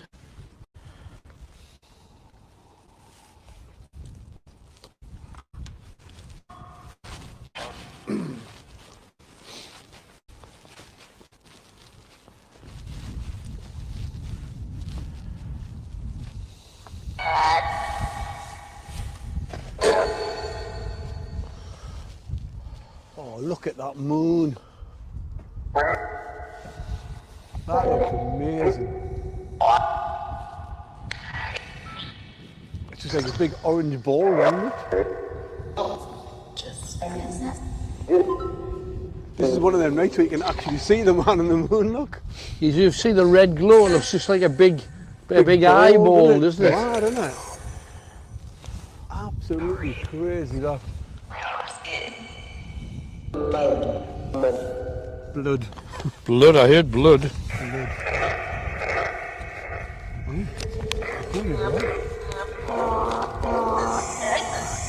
Weird.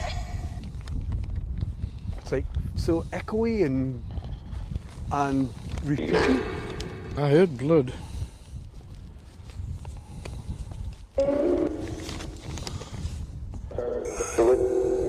Yeah, again, blood. We've had blood 3 times mentioned. A bit weird, isn't it? Why are you mentioning blood? Why are you mentioning blood? Talk to me. Woman sounds in a lot of pain. It's ship. Ship, I know.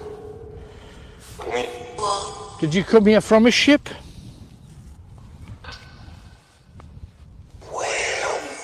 Whoa. That was weird. That was creepy, that mind. What was that? That sent me blood tingling. That's not good, that, like. That was the weirdest voice. Was it Norse? It sounded weird, like foreign. Sounded foreign to me. Did you come off a foreign ship? Ship. With Alan Robson. Blood You never ship. know who's going to call next.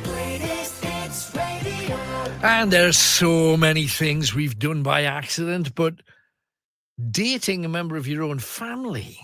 I'd been at a family party a few weeks back, and you know, like as you do, you get chatting about, you know, your past and stuff like that. A relative had said that my dad had had a fling when I was just first born, and it's something that the whole family have knew about since we were younger. Right. And it's just like, you know, like adding everything together and stuff like that, and realising, Right. you know, that it might be. Years ago, a night owl came on and said, I've just found out that I've been dating my brother, because apparently the dad had several women on the go. And I read a book on this, and it's incredibly common that people who are related get on really well because you like the same things, because you're from the same source. How are you going to find out for absolute certainty then? We haven't really thought about how we're going to like go about it yet, because we haven't discussed it with my dad or anything yet. So let's be brutally honest about this. In America, there are people married to their own brothers and sisters. I'm not saying it's right or wrong or whatever. It's just a fact that in countries all over the world, there are people married to their own relatives. Mothers married to their own sons, daughters married to their own fathers. But there are some countries where it's absolutely legal. I've fallen in love with him. Whoa, yeah. Crazy stuff going down. What's your accidental, your mishap, your crazy things? We've got a whole batch of them to share with you tonight. But let's move across to Brian. He's in Gateshead. Hi, Brian. Hi, Alan. Hello. I'm one of those individuals who voted for Brexit, right? Not afraid to say it, admit it, I did it. I voted for Brexit because I was seeing all the foreigners coming here. Yep. And Boris had said to everybody that we were going to get control of our borders. He's lost control of our borders. Absolutely. You know, and he's got a woman who's supposed to be, you know, the Home Secretary, that Patel woman. She's making a right hash of things. She's come up with stupid ideas, sending people to Albania, and the Albanian government didn't even know nothing about it. Madness. I tell you what needs to be done, Alan. Number one, right? We have economic sanctions against the French. We stop importing goods, you know, Citroen cars, apples, champagne. We stop buying their products completely and say we're not going to trade with you until you do.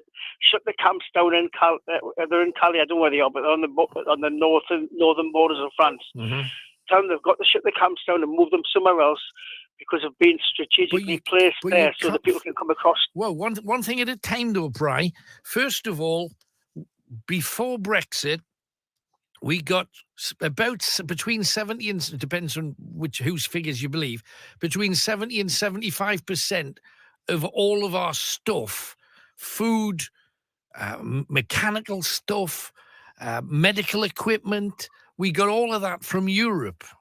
And then Europe said, well, if you want it after you leave with Brexit, you're going to have to pay a tariff of extra money to be able to get these things in the country. You're not going to get the deal you had, obviously, with Europe beforehand. And, of course, Japan, America, Canada, all these other countries said, oh, don't worry, we'll look after you, we'll sort you out. And then, of course, everybody's hit with the whole lockdown business. COVID hit the world. And all of these countries said, we can't afford to help Britain. We're lucky to be able to look after ourselves. So Britain still then didn't have an option. You had to buy all of your stuff from Europe still. Otherwise, because we're already finding we haven't got truck drivers because we can't use European truck drivers anymore. We're 40,000 short of nurses. We're 12,000 short of doctors that traditionally would have come from Europe. And we need all of these people. But once again, all of this stuff that we were told, and it's not your fault, it's not anybody's fault who voted for Brexit. I didn't vote either way because I wasn't sure. I didn't know which way to go, to be quite honest. Subsequently, we've discovered it's been a total pig's ear, the whole thing. But nobody can blame you for that because all of the information you were given was wrong. All of this stuff, we've sorted out a good deal for the fishing industry. No, they hadn't. We've sorted out a great deal for the farmers. No, they hadn't. And now, of course, everybody's just left hanging. We're paying more money now for everything. At one time, we were getting between 20 and 30 illegal immigrants a day coming into the country. Now we're getting up to 1,300 a day. Yeah. Because why should the French stop? Why should the French stop them coming to Britain when they're not staying in France? So the French say, if they go to Britain, it's not our problem, it's Britain's problem. Yeah, but they're just basically trying to destabilise our country by allowing these people to come here. Hang on. This is when the whole Brexit deal was being talked about. We all knew, when we're not stupid, we all knew that those camps that you talk about, and there was a lot more of them then than they are now, on all of those camps, there were French people. There was camps in Belgium. There was some in the Netherlands. All of these European countries did the best they could to deter anybody coming to Britain, and they also tried very hard to get them out of their country. Now, of course, I've never seen any evidence of that, Alan. But no, the French don't seem. They wanted to get the French wanted to get them out of their country any which way they can. So they tried to send If they could find a passport on them, they'd send them back to whatever country they came from, unless they were a refugee. That's a different thing. But for the illegals in general, if they came from the Sudan, they'd send them back to the Sudan if they possibly could. However, a lot of them got rid of their passports, so they were trapped in these centres, but they want to go to England. So the French say, well, if they want to go to England, why should the French stop them? Because England wanted to go out on its own, or Britain wanted to go out on its own. So let's let them go on their own, and that means they've got to deal with their own borders. Yeah, Alan, the problem is that when they've torn up their documents, we don't know where they've been. There could have been in wars in Rwanda. Yep. You know, there's battles going on in Somalia where tribes are fighting each other. There's all these in Syria. There's loads of human rights violations. People being butchered, murdered, and God knows what else. Absolutely. A lot of these people here are young men. Obviously, are fighting age. Have obviously probably been involved in the war in Syria. What we need to do, right, is get the army, because they're sitting on their arses and not an island anymore now, causing problems over there. Get a barracks built up down on the Kent coast. Get the army down there. Arrest these people when they come into British waters here. In British waters, you've got no papers. You do not have any rights to come here. Arrest them all. Put handcuffs on them all. I'm not talking about the children. I'm talking about the males and the females, the adults. Put handcuffs on them so they can't run off. And then take them straight back to France and give two fingers over Macron, you know what I mean? Just say, look, stuff off. You're not going to send these people there. They're on your country first. They're going back. But they're not sending them. Hang on, you got to understand, the French aren't sending them. The French aren't saying, here's a boat, they're doing dip your nothing. bread. They're doing nothing. They're sitting there with their arms folded. Yeah, but hang on. Let's say, for sake of argument, and everything's money, right? You know that. It's all about the money. Let's say that it was happening the other way. Let's say that we were getting people coming from Europe into Britain, desperate to get into France. Now, when you've got a deal with France, you say, hey, partner, got all these people trying to get in. We'll stop them as best we can, and we'll send them back to where they come from. And your partner says, champion, if anybody tries to get into your country, we'll stop them. We'll try and send them back to wherever they come from. That's fair. Mutual back scratching. But then Britain says, stuff Europe, we don't care about you. So all the European countries say, why should we stop? Why should we spend fortunes on people trying to stop these people getting to Britain? Why should we? Well, yeah, because they probably don't like us now because we've left Europe. But if you haven't got a deal, it's down to deals. If you haven't got a deal with that country to do it, and we had a deal to stop immigration, illegal immigrants coming in. It'll always happen, but we had a deal, and then we came out of that deal, and now we're surprised that nobody's on Europe cares whether people travel to Britain. Well, why should they? Yeah. We haven't got to deal with them anymore. Yeah, no, yeah, I accept the fact. One thing, right? There's people over there in France on the beaches making thousands of pounds per day because they're buying really advanced. You know, they'll come here little rubber dinghies. They're coming here in massive dinghies with motors on the back. Sure. I mean, which can hold up to 100, 200 people. The big, someone's actually buying these from somewhere in France, and obviously, you probably say you can't stop someone going in the shop and buying a boat of some sort because they're trading. But obviously, they're using that to put people in there, to come in here, and we've got to pay taxes to put these people in hotels, right? And we haven't got the resources to do that because obviously, come Christmas time, you hear about homeless people in the streets of Newcastle or in London or Sheffield, Manchester. Then people do not get put in nice little hotels to keep warm over Christmas and that. They're just left to hand out soups to them and that, and maybe go on some sort of hostel but scheme that's where why they live in some squalor. You voted for this because you see. In fairness to you, you voted on what they told you they were going to do. The reality of what they're doing isn't what they promised. Not in fisheries, not in farming. They're not. Yeah, we were told we were going to get all of this money from all these other countries. We haven't. We said, America's going to step in. They're going to provide all of this extra food we need. America said, no, it's America for the Americans. First thing Joe Biden said when he got in. And that's how it's been. They've been looking after themselves like they should do. And we say, well, we can stand alone, and we can't stand alone. That's the reality. We're drowning now. One good point, Alan, has come out of this. You mentioned earlier about the truck drivers when need so many thousands of truck drivers. Yes. At last, truck drivers actually are given a decent wage now to stay with companies. I mean, giving peanuts. I mean, at last, they're going to actually start building proper depots where they can actually have proper toilet facilities and somewhere proper to eat. You know what I mean? This hasn't been done for years now. You know, hopefully gone will be the days of poor truck drivers walking with bottles in the back of the van where they can actually go to a proper, you know, truck stop as they're in France. I hear that. You know, I hear that, but be it's pushed up. But in reality, next to all the other bad stuff that's going on, it's a very rare light for them, and hey, they deserve it, absolutely. The knights of the road, the truck drivers. So I've got time for them, but we still need a whole load of them. Otherwise, Christmas ain't going to be the same as what we would have expected. Oh no, Christmas. we're going to shortage a lot of things, but that's a good thing because you get the proper people trained up with skills. Another thing, you know, there's climate protesters who are like, you know, those ones who are doing the heating and whatever it's called for the houses, the insulate UK. Yes. Instead of sitting on roads causing a nuisance, why don't they go to the bloody French embassy with a load of dinghies on the rum and do a sit-in protest inside the French embassy and say we're not going to budge until you do something about the climate crisis? Right. You know, I mean, about the you know, the indigenous population crisis of people coming here. Why don't they protest outside the French embassy or go to the embassy? It's nothing to do with them.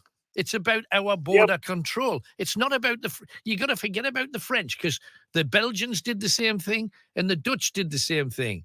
They used to be our partners. They used to try and keep illegal immigration to a minimum. They had people on every dock trying to stop anybody crossing. They did that. Now they're no longer our partners. They don't have to do that. Our border defences, and remember, Boris promised, we're going to have loads of people at our borders and all the ports, all the airports. We're going to make sure that we keep it secure. And it's less secure now than it's ever been, and it'll get worse because the more people that here you can get across, the more people that'll come. And that's Question for Ellen before I go, right? Sure. Important question to ask you right before I go. Okay. How do you define who's a genuine refugee when they've tore all the papers up?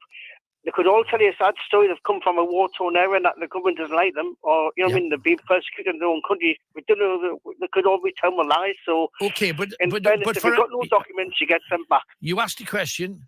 It's real hard. I would hope, and let's face it, if you were running away from people that were going to murder you and your family, you're not going to say to them, "Hang on a second with that machete. I just want to find me passport." That's not going to happen. So I hear that, but the danger is that you get people coming in who are genuine, and you send them back, and they end up getting killed. I mean, this is a big deal. Well, I don't understand you because of France, right? It's a democratic. You've been there, you've lived out there. I mean, I haven't lived there. You've been there. It's a lovely country. Why do you want to escape from France if it's a beautiful place? Why don't they come to Britain for? Because they think they're going to get like benefits. And they're going to get a house or something. We'll give them nothing. When they've got no papers, give them nout. So then we're nothing on the street, and we'll send them back. Right. And if they're genuine refugees? Well, we can't prove it, because we've tore all the documents up. We could say anything. So let the kids starve then.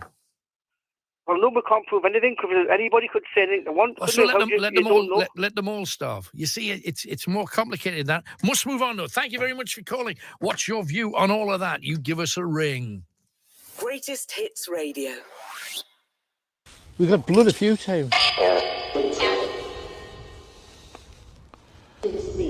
And there's a lot of stories about ships around here. You know, we talk about this being the island of bones, and where does this go? Does this it's to the path? It is. Yeah.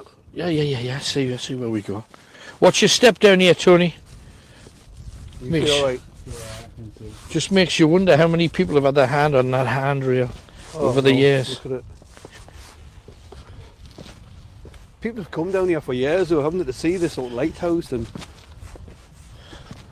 this moonscape. I think it's amazing, isn't it? It's crazy. You could jump down there and sing Under the Sea from the Disney film. It is all weird, though, isn't it? But when you're looking back up at that, and that's the shot, isn't it? Look at it. But it's crazy, isn't it? What was that thing that lit up at the top before them? I don't know, but it was the right-hand side, wasn't it? Yeah, it was just there. Just looks amazing. But for those people who, you know, we mentioned the island bones. There are bones directly beneath this is found here. Yeah. The ground that goes all the way around the grassy, this intake here, this wall, behind this wall, they're told. Here. If you ask anybody who's a builder, they'll tell you it's a retaining wall. That's it. Holding back the soil.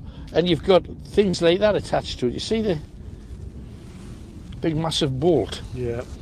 It's a retaining wall just to hold all of the soil and all of the concrete. And it's said that when they were building the lighthouse, they found the bones of the monks. Now, you know how we talked about the monks with their slaves? Yeah.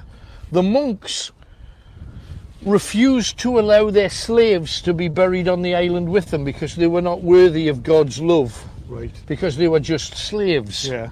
Now, so what do you think they did to them?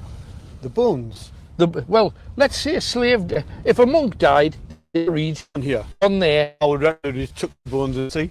That's exactly what they did. They took the whole body into the sea. And this area around St Mary's Island became completely known. Now, this was before the lighthouse was built.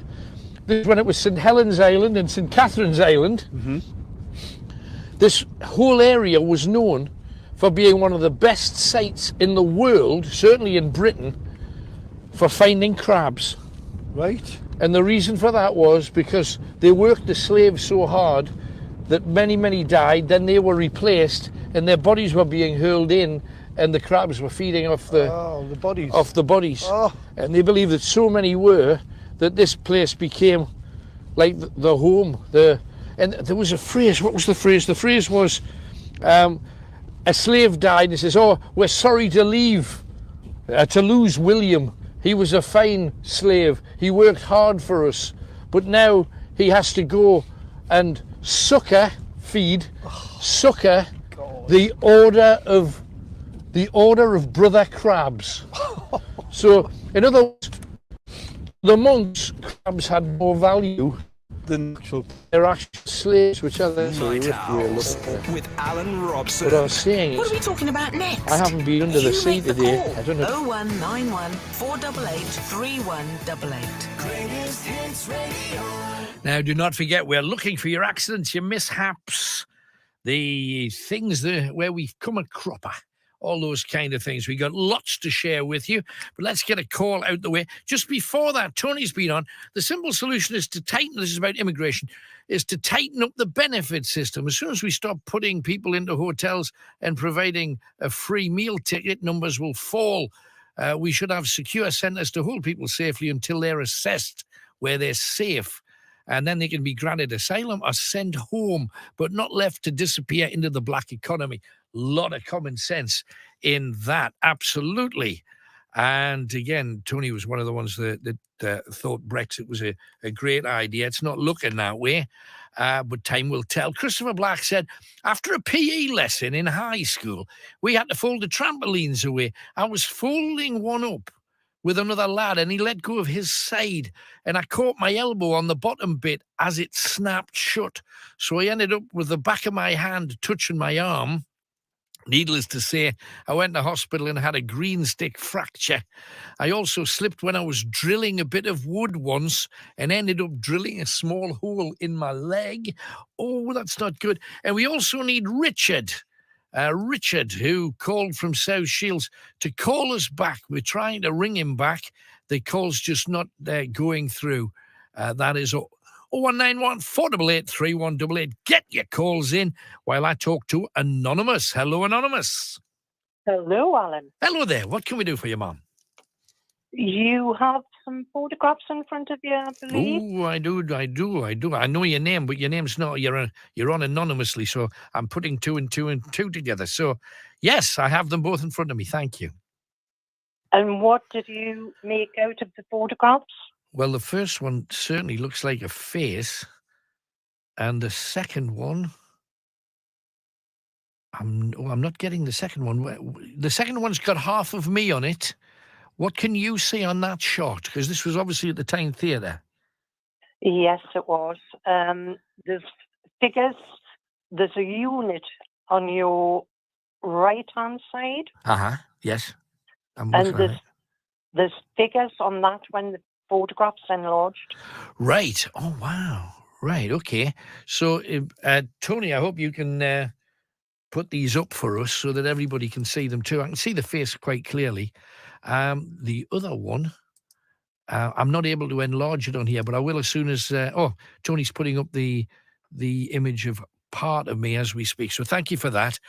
Right. Well, I'll definitely have a look. Thank you very much, Anon. Anything else?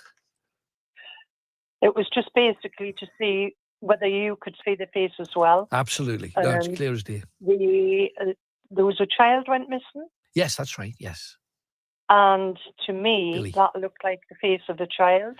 Right. May well be. How about that? Little Billy. Bless. Hey, that's great. Thank you very much indeed. Well spotted. Anything else, my love? You do ghost hunts. Yes. What about, I always feel that it's a spiritual thing Yes. rather than a ghost thing. Right. What's your views on that? Well, yes, it is a spiritual thing, but is a ghost and a spirit not the same thing, do you think, or not? It's more, when you're talking about a ghost, I think people visualize the white sheet and the scary thing. Yes. Where I don't feel that spiritualism should really be scary. Right. No, I know a lot of people that feel exactly the same way about it. I think it's only scary for those people that don't accept it or believe it. They'll get a shock if they see anything because they've been brought up not to believe. So, but yes, I absolutely understand where you come from. What are you suggesting something with that or not? Well, obviously, I've had experiences, quite a few experiences in the past, right? Which leads me to believe that there is something other than this life. No, absolutely. I believe that too. And the situations, or maybe if I've got enough time, I can tell you about one situation. Sure. It's I lost a friend last year quite suddenly. Right. And after she died, I asked her, strangely, if she would give me some signs. Right. Now, I'm not the only one that's seen these signs, so I feel quite privileged. Right. So what were they? And well, one in particular was after the lockdown. Another friend and I went out for a meal, right. And obviously had to be careful. There were salad tables and what have you in the pub. It was quite cold, and we went in, and the manager took us to a table at the bottom of the room, and there's a fireplace, and on the fireplace was candlesticks, nothing lit or anything, just the fire roaring. So he sat us down at a table for two. And I said to the friend, "Oh, it's a bit close here. We'll move over to the other side where there's a four-seat." Right. So we moved over, sat down, we had our meal, we're nearly finished, and then the friend turned around, she said, "Can you smell candle grease?" And I said, "No." And she says, "Oh, I've got a strong smell of candle grease." So we both looked up to the fireplace, and here there was a flame flickered in the candlestick. Wow, my goodness. All right? And at the time, we were talking about the friend that we had lost. And then the other girl, she's skeptical. Let's put it that way. She's finding it hard to believe. Right. But it's starting to sink in. She picked the candlestick up. No candlestick, no candle, no wick, nothing in the candle. So how could there have been a light there if there's... How could there have been a light there? Brilliant. Wow, that's good. It was just momentary, So we both seen it, and then it flickered and went out. And she smelled it too. She smelled a burning She candle. smelled it. I didn't. I didn't smell it at all. Right. And I felt as if it was my friend coming to reassure her because she didn't believe, because I believed. That's beautiful, beautiful, beautiful. It was. And that's we've nice. had loads since, absolutely loads since. So we really feel privileged. And as I say, No, you are for sure. been in that sort of situation for quite some time now. I think spiritualism, if we can try and get to people that's down and depressed, Right. and they know that there's other things there for them, and that their loved ones are only a whisper away in the shadows, Right. and watching over them, maybe it'll give them a bit comfort. No, absolutely. That's a lovely way to look at it. Thank you very much for coming on, Anonymous. Appreciate your call. That's great. Thank you. Okay. Thank Cheers. you. now. Bye-bye. Bye-bye. How nice is that? What's Quick the break. seaweed Some with the slip on news. it? No, I know. A second clue coming a your shell. way right now. Yeah, absolutely barnacles. Greatest Hits Radio. Just there's a big water pool here. It's a little shellfish. Oh, dear, dear, dear. Do that one. Oh, about to slip here. Yeah, there's barnacles everywhere. Just there's a water Oh, pool yeah, and look. maybe there's crabs. Be interesting to see if there was a... There was a barnacle. The crabs will be underneath the stones, aren't they? Well, sometimes they might go out with the tide though, maybe. Can't see there being any reason for them to... No. Because a crab's a big thing, so it can be under a rock. I don't know. I've seen them before under rocks. And stuff. Potweed. Oh, a flat Maybe it's not crab. this far in.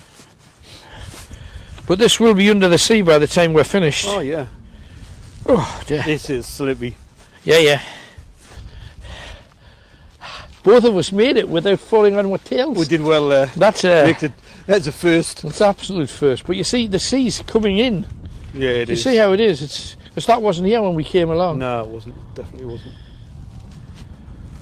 Just so many amazing stories. Oh, and we haven't found...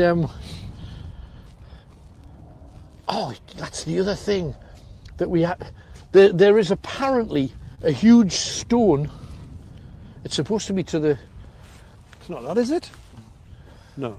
No, when you're coming up the track to the lighthouse, and the lighthouse is there, obviously behind us, on the left-hand side, this side, there's supposed to be a huge rock that used to be used when the tide was in for smugglers to bring... Could it be that big white rock there, maybe? What they used to do was, they used to tie a rope around this high rock when the tide came in. Now, I don't know how high the water line is from here. That looks too low. But there was one apparently to the left-hand side. Maybe that's just worn down over the years. Maybe. Maybe it is that. And what happened was the smugglers and a guy called Armstrong. There's a very famous story of a haunting, and the place where the ghost is said to be is on this walkway. This walkway here. Right.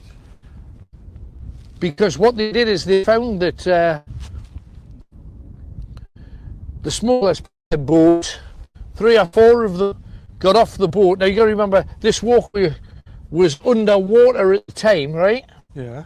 And so the smugglers' boats approximately here on the left-hand side, and they got a rowboat and they rowed to the island, because at the base of where the white is roughly where you were out of the sea, and there was a guy called Armstrong waiting for them, and the smugglers thought he must be one of the people wanting to buy all the stuff we brought. He must want to buy brandy or some whatever.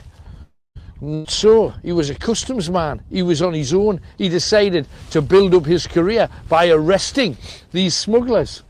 Well, there were 6 of them, and he was on his own. He'd have no chance. Now, you got to remember, at the time there's no lighthouse, and a lot of the land was very like this, just lumps of heavy stone and heavy rock, and a lot of them, especially if you look on this other side, you'll see how a lot of them are wedged together.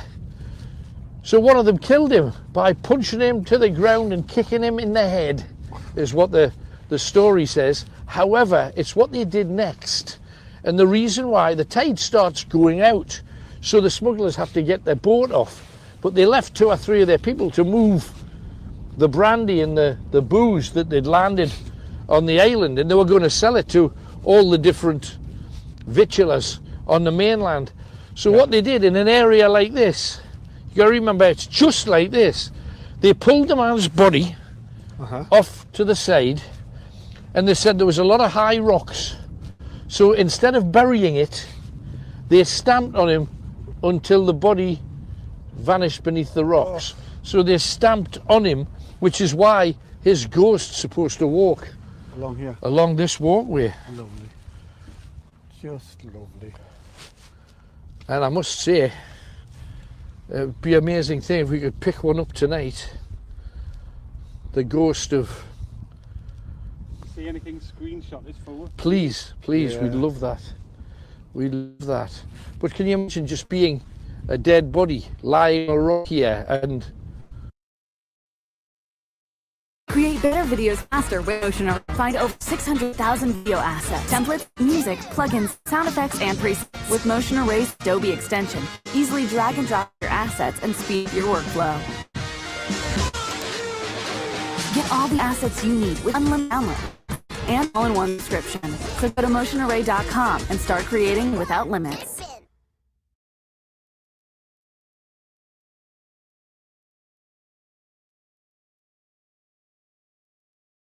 You might have seen videos like this before, but here's the big secret. Anyone can make one of these videos in a few minutes. You might think you need a professional animator or to learn some fancy editing program, but that's not the case. In fact, we know you can make a professional video just like this, even if you've never made a single video before. Let's find out how. Hi, I'm Brad Callan, and in this video, I'm going to show you how anyone can quickly and easily create... I know. Be amazing. Voices again? Voices? Yeah, definitely voices. 100% voices.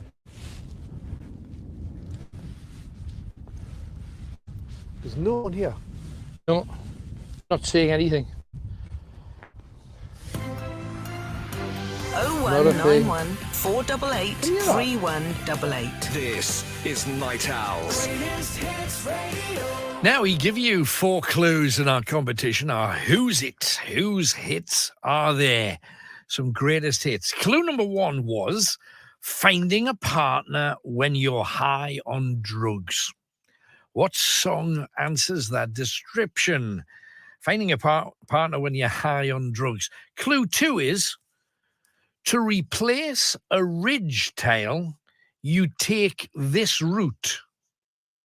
To replace a ridgetail, you take this route. 2 clues down, 2 more clues to come. Then you're going to tell us the name of the act, the artist or artists who performed all 4 greatest hits. Your 2 hits in, 2 more to come, and give me a ring about anything you want to talk about. We are centering on accidents, mishaps. We also want things that you find irresistible. Coming up to Christmas, it wouldn't be a bad thing.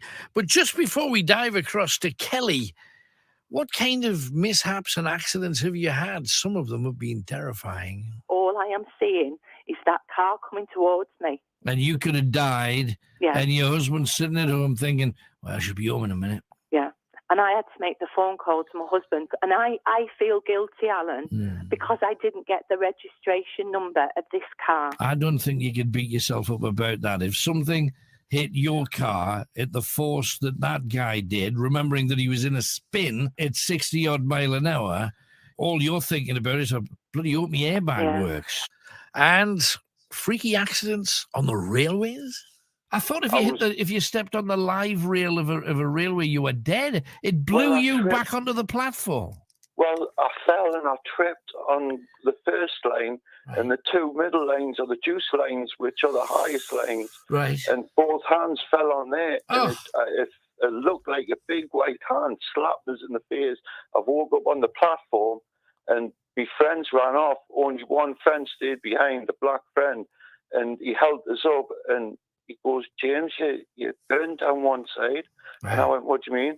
And as I was walking up to get out of the station, the guards were walking down and they ran off when they seen us. Oh, because I thought they were going to stop us, and they ran off. And I'm getting outside, and a bus has pulled up.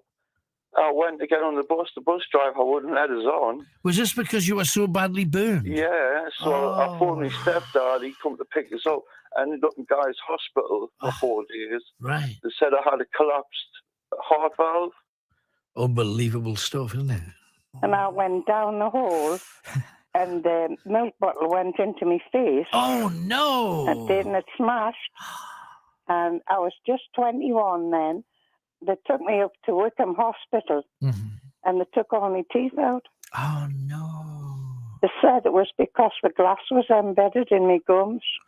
But they wouldn't have done that today. No, Alan. no, they'd have probably x-rayed you, found out where every little sliver was, and then took them out little by little. I mean, you think one moment you've got good teeth, and the next you're minute you haven't got down any. carefully to work. And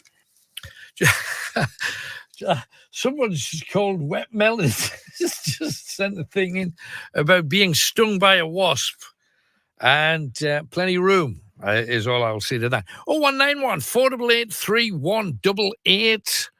And hang on a second, we've got another thing just coming in about Brexit. Greg here.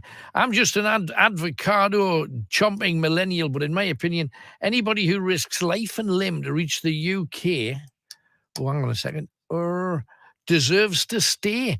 We've been calling ourselves Great Britain for hundreds of years, but as soon as a foreigner shows up, we tell them to be off. Doesn't make any sense to me. Great show as always. That's Greg in Cambridge. And I know, Greg, a lot of people will say, but we're a small island, da-di-da-di-da-di-da. And if you've ever been to Scotland or Wales or the North Riding of Yorkshire, there's bags of room. And I'm not saying we should fill it all up because I like the space. But you're quite right. We're a nation of mongrels in the first place. Even the name England means we came from Angles, and they were Middle European, Germany, Estonia, around there. That's where we came from, whether you like it or not. And we should start just getting used to the fact. And yes, I hear that illegals come in. And if they're illegal and they break the law, send them wherever they came from. Yes, I get that. If they could benefit the country, make use of them, like they always have. We used to be connected to Europe. We had a road bridge with Europe. You could walk onto the island of Britannia back in the day. And people did, back and forth. That's why we're the mixture that we are. 0191 488 3188. People don't know their own history, sadly, some of them. Anyway, let's crack on. We have Kelly. Hello, Kelly. Hi, Alan. Hello, love. What are you talking about tonight? Right, a few mishaps. Oh, go on then. Like, I've already told you a couple about the time I deep-fried my finger. Oh, yes. And when I was having a wee and I fell in the nettles. So tell me more. What you got for us this Right. time? Well, when I was younger, we had a caravan on a caravan park up at Sandy Bay. Right, And there was this one night I'd been out and had a drink, and I came in, got ready for bed. I was just in my brown pants, and I seen a light shining around outside the window. Right. So I opened the window wide, and it was the security bloke, and he had his dog. Right. And I knew who it was. I'd known him for ages. We're having the caravan there, so I shouted the dog over, and I was leaning out, like stroking the dog, saying hello as you do, because you've had too many. And anyway, my hand got caught in the dog's collar, and at the same time, the dog ran off, and I pulled it out the caravan window. That's excellent. Love it. And I've been so embarrassed in my whole life. Fabulous. Just lying there in my pants and that in the middle of the grass. I don't know what it is about caravan parks in general, but I stayed in one in Amble. There's a big pub in the middle of a caravan site. Can't remember the name of the pub, but it's well known in and around Amble. Massive pub, and it's surrounded by caravans and little chalets and stuff that people can book. And we were asked to go up and do a gig there. And they said, but yeah, don't worry, we'll put you up in a caravan overnight if you just want to stay, because you're not finishing until 2 a.m. And we said, oh, that sounds perfect. So we stayed in this caravan, and the toilets out, there was a individual toilet with this particular caravan, but it wasn't like a proper toilet. It was a black square plastic thing that you walked in. There was like a chemical toilet in there. You sat, you did your business, and it all ended up in a pot in the bottom, presumably, that you'd have to clean in the morning. And but it was windy, and this is like about 2:45 in the morning when I'd sorted myself out and finished the gig. And this is the caravan. Thank you very much. I thought, nip to the loo before I get my head down. And I'm sitting there, and the wind blew the top of it, and I'm sitting there. And I know that fortunately there was nobody about. You know, that if it had been earlier in the day, and I'm just sitting, and you think, I'm halfway through. Do you finish off? You know, because anybody could walk by at any time. Do you finish, or do you try and clean yourself up? It was quite a nightmare, absolutely. And it's windy, and you've got toilet paper in your hat. Oh, just. See, that's my kind of look. I'm just the most accident-prone person you could ever meet. Like. But that's brilliant, especially I'm imagining the security guy just watching this semi-naked woman just falling out the window. Brilliant. He couldn't do enough for laughing. He dropped his torch, everything. Oh, it was crazy. Tremendous. Any more? I was in school once. It's more embarrassing than out elsewhere. Right, what's that? Oh, in the main assembly, which was like everyone, all the tutor groups and stuff. Sure. Red hot summer's day. Uh-huh. And I thought, I need to take my jumper off. So I took my jumper off, but because of the static on my jumper, it lifted my shirt and everything over my head. Oh, right. And then because I had a tie on, it was like I couldn't. It just stopped. I was stuck. My arms were stuck up in the shirt, and I couldn't get it back down. The whole place was laughing. Absolutely ridiculous. The teacher had to rescue us. Tremendous. Great stuff. Anything else then, Kel? No, that's it for now. Lovely. Thank you very much. Great stories. Thanks for coming on. Kelly there, gone back to school. We've all had clot in school. Tell us your mishaps there. 0191 488 3188. We've got 2 more stars coming in. We're talking to Queen a bit later on as well. So get ready for that. 0191 488 3188. Some horrific stories about accidents at work. Right, well, the worst thing I've actually seen is I used to play football on Sunday morning. Right. And obviously, I wasn't like, you need Premier League stuff now. You had to put your own nets up and take them down. Yeah, of course. Lad was taking them down. Like, you've got the hooks on top of the crossbar. Yeah. Where the net's gone. His ring got stuck there and ripped his finger off. Oh, that's not good. But I've got an even worse one than that I didn't actually see, but it happened to me best mate. Yeah. And I reckon some people should switch off here. He was a trainee butcher. I'm going back maybe 25 years ago in a well-known supermarket when all the health and safety thing wasn't kicking around, Right. He was cleaning the mincing machine out and knocked it on with his thigh and minced his hand off. Oh, that's horrific as well. Dear. Minced his hand, just about 3 inches, like sort of below the elbow type of thing, That is horrible. And obviously we went to visit him the next day in hospital and I was behind the hair, still off my back of my neck now. It was like your best mate's lying there with half an arm missing, Yeah, that's sick. And but I mean, he's 42 now, and he's like got a brilliant life, so he's not doing too bad, Well, imagine he still leaves the shepherd's pie alone. Oh, aye. But he can talk about it, he'll just say, it's not a problem now, But imagine he was 18 when it happened, And your whole life ahead of him. Well. What accidents, what mishaps, what have you seen, what have you experienced, what's happened to you? 0191 488 3188. We got Anne from West Denton too. Hi, Anne. Oh, hello. I've got a couple of quick subjects. Okay. You know that man was on about the Christmas tree, Alan? Yes. I got, me daughter got one as well, all a lovely 5-foot silver one, all the lights on, £25. Oh, and blimey. I've got the green ones, so you might be listening. Right, yeah, because if he gets his cash back, he can maybe snip there and give that a a good try. deal, because that's £200 to buy, on the Other shops are £100 a big, the trees, you know. No, now. I know, I've seen them. They're crazy.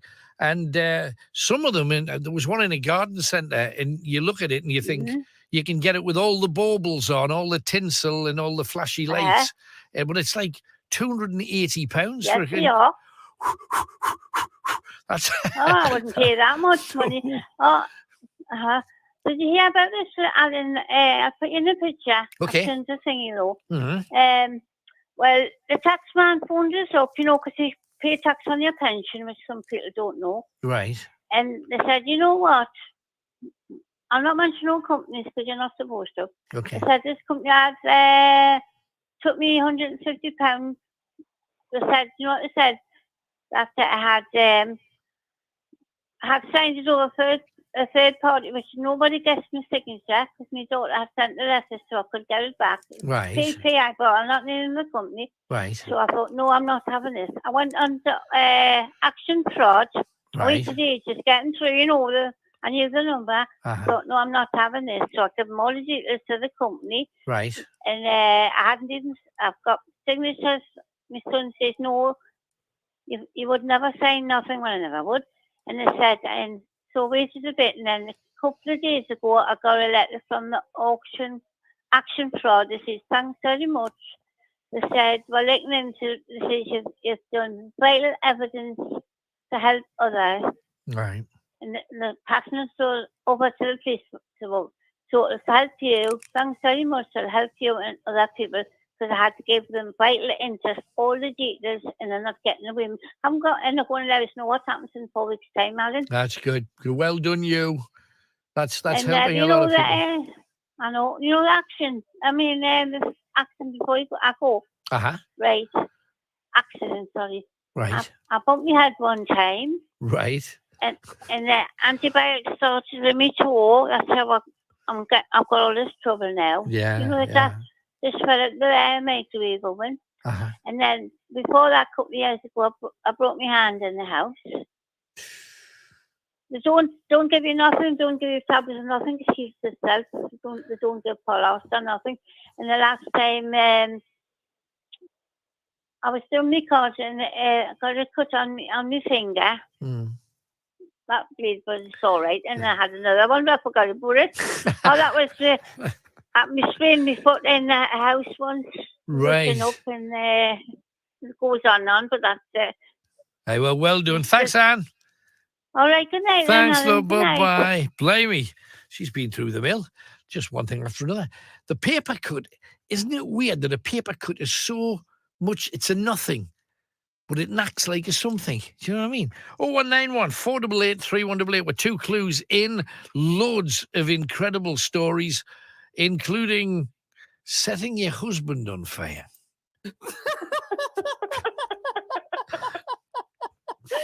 I thought that was the best way of dealing with it. That's just fantastic. That's absolutely real life right there. She falls asleep with a cigarette in her mouth, sets the bed sheets on fire, so says, I'll push it on me husband. Woof! Up it goes. Hey, but that's people have died doing that. Well, he woke up just as it was lighting. And he rushed into the bathroom and flung it in the bath. I would imagine that's... calling me all these names. I would imagine, though, that split second when he was like half asleep and just realising he'll have woke up and he gone, and he'd be batting everything with his hand, was he? I love it. Oh, it was so funny, but he didn't think it was funny. No. No. We wasn't allowed to smoke upstairs anymore. And what about accidental pet things? So you heard a squeak and looked down and you were standing on your budgie. Yeah. What was your budgie called? Lucky? It was Lucky for a matter of fact. And when I picked it up, it bit it, so... Well, I'm not surprised. Poor thing. Welcome to your new... Oh, sorry. Oh, dear. And of course, any man will tell you there's nothing worse than damaging the twins. to get on the coalface, you had to climb over it and this conveyor belt. Right. They were joined together by clips and metal pins. And I was halfway across, and the belt started up, and metal pin started on my left thigh, and ended up on my left testicle, cutting them both. Oh, my goodness. Mm-hmm. I collapsed backwards onto the coal, and my jeans that I had on were ripped. I bet. So I put my hand inside, and I come out covered in blood. Terrifying. Things that we've all been through. What have you been through? 0191 488 3188. My husband's Willie, right? It was like when we first met. I tried to put a love bait on it, right? What had happened, right? And I had, safety matches. It was dark. And I stuck a match and I said, here, let's see if I put it on. And when I struck it, it hit the end of it. And he had a blister on the end of it. You're off your head. Aye. But it had worked. It had gone on. But on behalf of men everywhere, can I just say, don't strike a match in anybody's pants. And Steph McLaughlin says, my mate thought she had a mouse. What she didn't realise was that she'd let the Bairns hamster out. She set the trap and caught the hamster in the trap. Oh, blimey. Nightmare. 0191 488 3188. We have Matthew. Hello, Matthew. Hello, Alan. Are you okay? Yes, Hello, I'm good. Gary. Yes, I'm champion. Thank you very much. What you been up to then? Well, I've been playing the Battlefield 42 this game this week. It's been interesting. So what's it like? Is it any good? It's really, really good, Alan. I've had a really good time with it. Excellent. Yeah. That's good. So what have you got to do on it then? You've got to shoot people on it, Alan. Shoot people on it. You know what I mean? Right. So you've shot a load of, you've shot a load of them, have you? Yeah, I've shot a load of them, yeah. That's good. I'm seeing, Alan, I saw a load of people on it. Has Tony not got it yet? No, I don't think so. No, Tony says not yet. No. Oh, bless him. I'll get him it for Christmas. He's got I've just been He's just got a pole dancing computer game. Pole dancing? He's learning how to pole dance, so he's got the video. I think that's what it's all about. That's a game me and Chris should avoid. All right. 3 more things I'm saying, Alan. Do you think there's going to be a lockdown at Christmas? I hope not. What do you think? Yeah. I think the way things are going, I think we're all going to go to lockdown. Oh dear. Well, I hope not. Make sure you get all your shopping in so that you don't have to worry I probably too much will. about it. Right. I'm saying, Alan, I've been watching Celebrity Get Out there this week. It's been really interesting. Yeah. Yeah. I think a lot of people think that it was better when it was in the jungle proper rather than the castle though. But I suppose you can't get into Australia at the minute, probably. It's a shame. Do you think Christmas is going to be normal? Is it going to be a lockdown? Because I've heard different stories.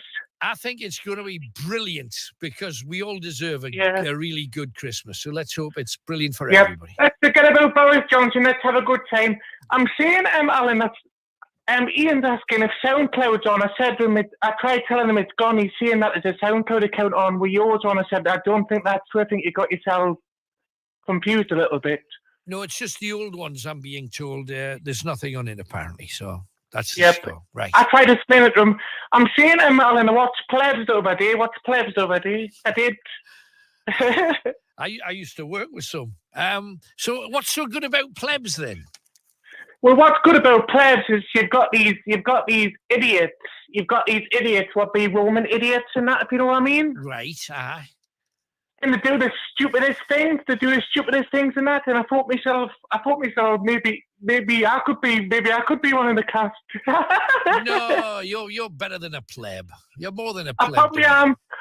I want to change my phone thing tonight over Matthew. It's what I want to do. Yep. Right, gotcha. I'm saying, Alan, maybe a point. Do you know about the hospital what people tried to blow up? That's not good, is it? Awful. Especially when there's born babies. Yeah, it's a horrible story. Yeah. It's But just, you see, Alan, just stupid people. Yeah, you see, Alan, you get people who want to join ISIS and that and be ISIS fighters and that, you know what I mean? I'm saying, yeah. Yeah. Yep.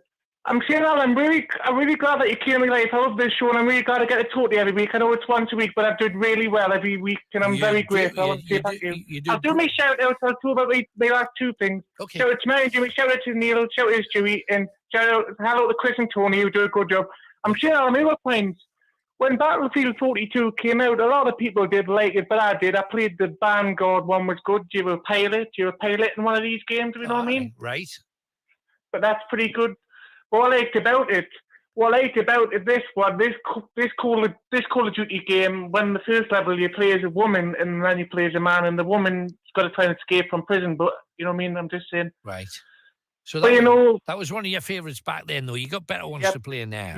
Yep. I'm saying, Alan, I played Call of Duty Ghost, and you probably like it because it's got aliens. I know you listen to your alien thing on SoundCloud. It's very impressive. It's one of my favourite things. I love aliens and that. You know what I mean? Right. Since Call of Duty Ghost got aliens added into that, I was happy when aliens got. Well, I'm glad. I've got to move on. I've got to move on, Matthew. But thank you very much for coming on. Good night. Thank you, Alan. Bye. Bye. No. Million miles an hour as always with Matthew. Great to hear from him. Glad he's doing well. You're going to have a great Christmas. Don't let anything stop you. And I think we've got one or two more of those classic accidental habnabs to share with you. And some of them are horrific. Some of them just downright silly. One of my all-time favourite calls, and it was one of the first ones that we ever held on to because we never used to collect them. But this was just, it's a moment in time. When you say, I know somebody that put a daisy up his peni, you're kidding, aren't you? No, he tried to pull it out and it wouldn't come out because you know how there's like those tiny sticks on it and like it'll go one way but it won't let it come out the other way, so he had to go into hospital and get it cut open. No, tell me this isn't true, please. It is. Oh, my God. So, could you imagine the conversation at the desk in the hospital? Excuse me, I got a daisy stuck up my penis.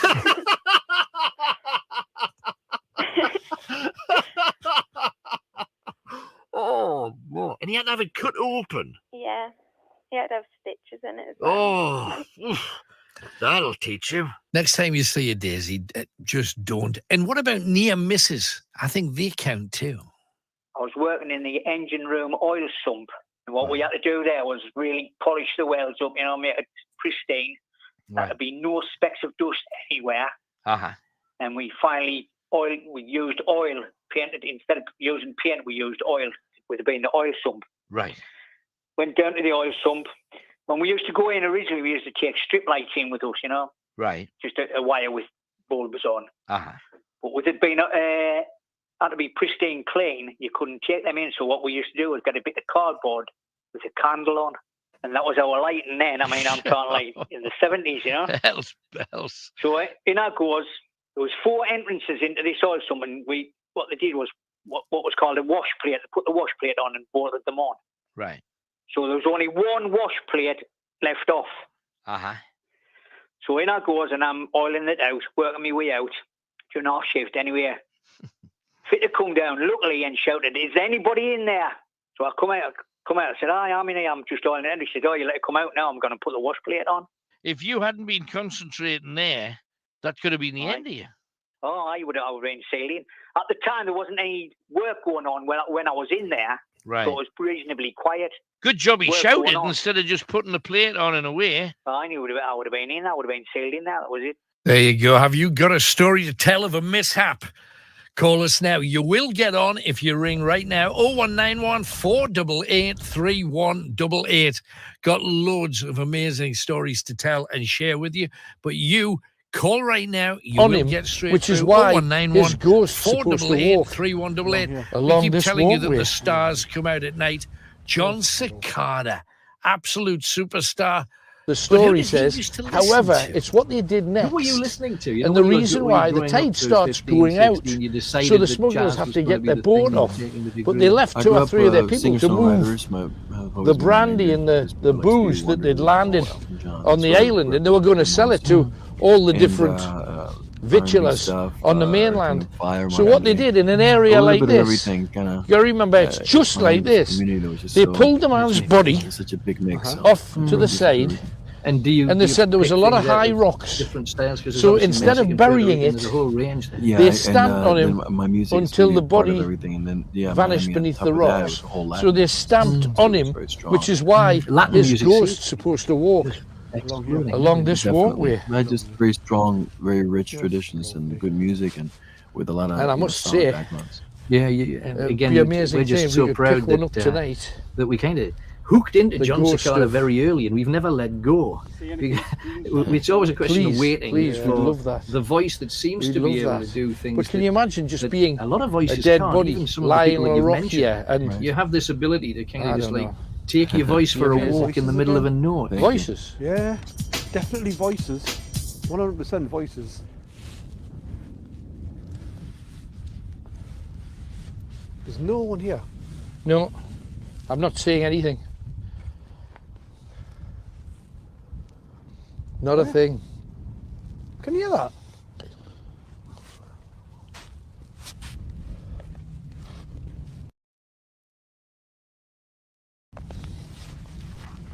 What the hell is that? What is that there?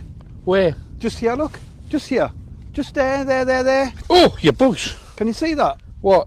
No, I'm not getting there. Nothing. There. Nothing. There is. Nothing. Where? There was like that. There was a misty thing there. Just here. Just. Yeah, but you got off the sea, aren't you? The threat comes in. Nah, because it's like. Oh, man. Didn't see it, Kenny. I was right it was beside just you. here.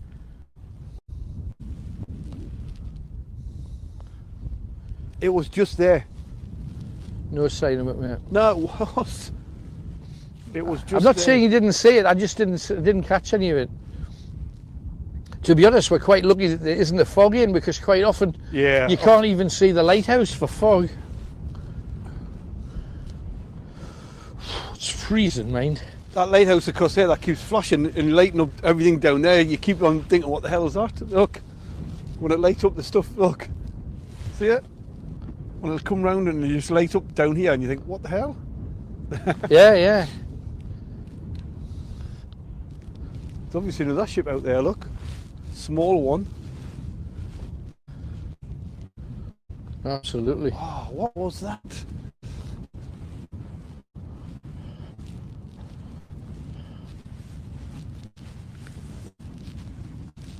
There, look, you can see it there. There, you can't see it this time. There. What? Oh. Sorry, you can see it there. Not getting any of it, mate. Let's just wait a bit. It's just like came across here. I'm not gone stupid here.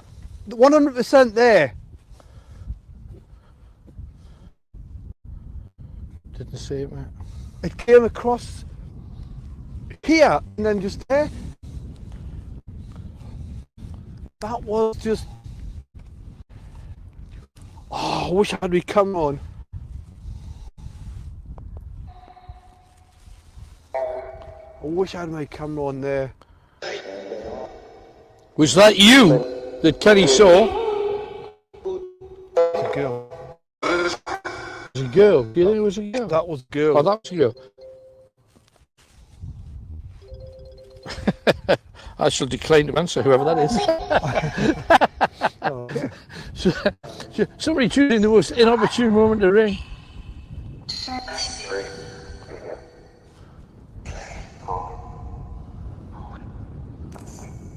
It does look creepy, doesn't it? When you see it from here, it all looks creepy, doesn't it? That whole thing. I think there is something spooky about lighthouses. Ah, there is.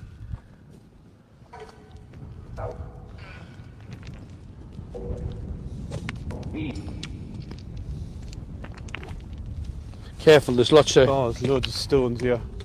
Stones and stuff. And pebbles.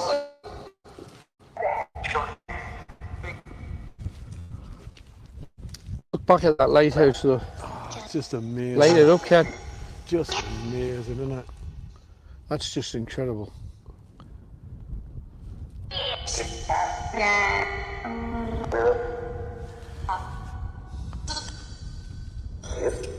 Weird. Is there anyone here listening that remains here? That's definitely a girl. There's a girl that's died here.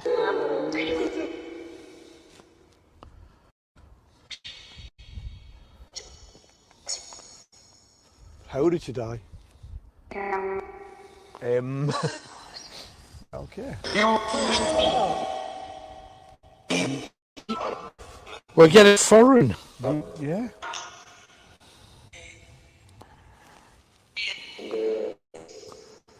We're getting foreign. Why are you getting foreign? Just doesn't sound English to me. No. I'm not saying it's Viking or anything, but it's just not British. German? I don't know. Norway? Mind you, there's a Russian story attached. Could be Russian, that, you know. Do you Wish think? was talking there. Do you think so? It could be. There's a story about this island. Make sure you share this, please, and let everybody know about it. And in the 1700s, there was a group of, I think it was the late 70s, early 1800s. There was a group of Russian soldiers on board a ship travelling from Britain towards France. They'd come around from the Baltic, right, to fight in the Napoleonic Wars against Napoleon. And they realised when they were off in the sea that they had cholera on board the ship. Yeah. So they moored. Oh, where's that red light come from? Where's that red light come from? That wasn't there before. We've just been there. Can you see that, Tony? Yeah. Where's that come from? Is it not out at sea? Or is it on... Could it be out? Well, I just don't remember seeing it. I didn't No, because that's inland, isn't it? That's just odd. Why would there be a red light there? There's a red light on the left side of it as well, over there. Oh, right over there, yeah. But it's not flashing. No. No, that one is. Oh. Still there. That's odd. But anyway, Russian boat, it's got cholera on board, so there's nobody here in Britain would let the boat land. So they said, what we're going to do is we're going to dock on St Mary's Island. So the boat remained there for 3 weeks. In that 3 weeks, 9 Russian soldiers died of cholera. And a 10th died because the cholera had ended. He'd been on the ship for 3 weeks. They'd run out of food. They only had tainted water that had been in an old barrel. They only had water to live on. And one of the soldiers said, in Russian, stuff this for a game of soldiers. And he decided that when the causeway opened up and the tide went out, he was going to climb down the side of the boat, make his way onto the island and across the causeway onto the mainland and just disappear. Because anything was better than starving to death. Yeah. His own captain said him, and with a pistol from the side of the mainland, the actual island itself, saw him running across the causeway, shot him in the head. So 10 Russians died here, and it's believed that they haunt St Mary's Island too. You see that light at the bottom of that red one? Underneath is a light that every so often is off on as well. Watch there. Yeah. Yeah. But we were just there. We were there and that wasn't there. We were just there. Every third flash underneath. We were just that there. That one come there. Doesn't make any sense. Doesn't make any sense at all. No. None whatsoever. This is just... It's crazy when you're down here, like at this time of night, isn't it? It's just so different to during the day. Look at all that light up there. What is it? That's not a ship, is it? That's back to the car, by the way, where we're going. Right. I thought we were going up and across. Or along that way. Okay. No, well, the whole area. I'm just going to check the car park first. You go do it. I'll go and check the car park. The beach way is that way. The beach way is? Catches up. Are we going to do that, or are we going to do the inland bit? Well, we've got to decide. I think we should do the inland, because there's a good story this way, so let's go this way. Kenny, we're going this way, mate. Right, I'll come across there. All right. Check this.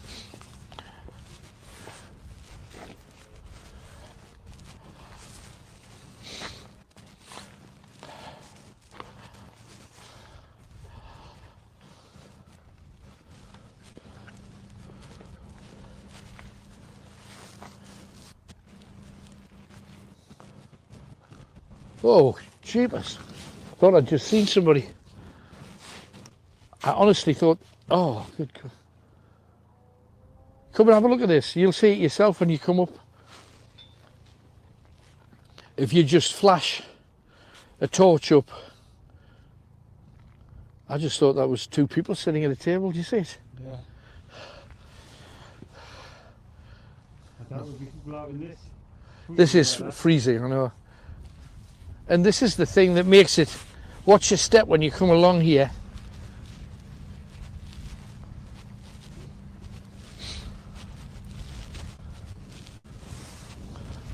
Have a look down here. Watch your step, don't go over. Look at this. Now, this was the other side of the causeway. As you can see, the causeway runs along there. And you see how deep it is here. So you can imagine ships, you know, wanting their illegal booty off the ship coming around to this place.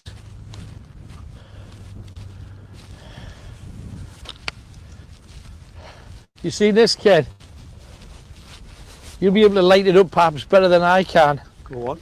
You see how deep it is for if a ship was going to pull up to get rid of. This is almost like the kind of thing you would have at a quayside, like Newcastle, Yeah. Sunderland, or Middlesbrough. You'd have that full of water, and a ship maybe even with a gangplank coming off here, Yeah. rolling barrels or what have you. Man. Amazing. It's an amazing place. You don't realise, you know, you just think that the sea's out there. You don't realise. You don't realise the sea's right here. It's right round you. Absolutely. All the way around you, yeah. But right up to this cliff. Yeah. Do you hear some voices there? Over here? To my left, yeah. Yeah, I heard some voices. See the white thing there as well? This is an area, massive area for smuggling. I mean, huge area for smuggling. This whole place. Oh, there's another one of those benches with flowers in. Blimey. You don't realise that, because these are the equivalent, you know, of tombstones, aren't they? Yeah. More amazing stories. You'll always be in our hearts, my goodness. Whoever's this is greatly loved. Langdine. Old Langdine, Sylvia Scott Randales. Lovely, there's another thing at the front. But how greatly loved is she? Look Look there's at that. flowers and little angels. I love that. Oh, no wonder. Look at there's a whole all the rack of- way there. look at them Hey, all. look. No, maybe there's no wonder there's spirit here, because there's spirit here. Look at all these blessings in all directions. Amazing.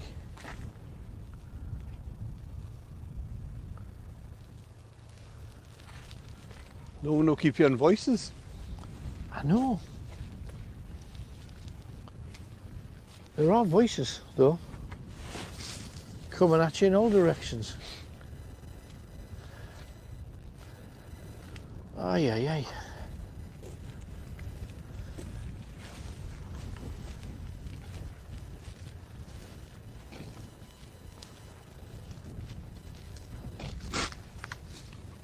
What the hell is that? Was that a car? Oh, it's a car. Is that that's a car? Yeah. We're next to the car park there. Gotcha. Could there be no voices? No, because we're across this way. Don't know why you'd leave your engine on. I suppose the heat. Heat's a thought. Yeah. That's true. Where's Curry's Point, Tony? We've missed Curry's Point. Oh, that's over here. Most wonderful time of the year. It's a just eat anything vibe over here. What, the other side of the car park? It was on the way. Let's sit there. I see it. Let's go do that, because that's one of the main stories of this place. Oh, I want to hear this. Place of execution. You know, people come here and they come and they see the lighthouse and they look out to sea and there'll be seagulls and your ships like you. That's it there, isn't it? Is that it? And a lot of people, when they come here, have got absolutely no idea what kind of stuff is out here. And this is another amazing place. And then we'll get into that a bit. We've also got to do the beach. But this,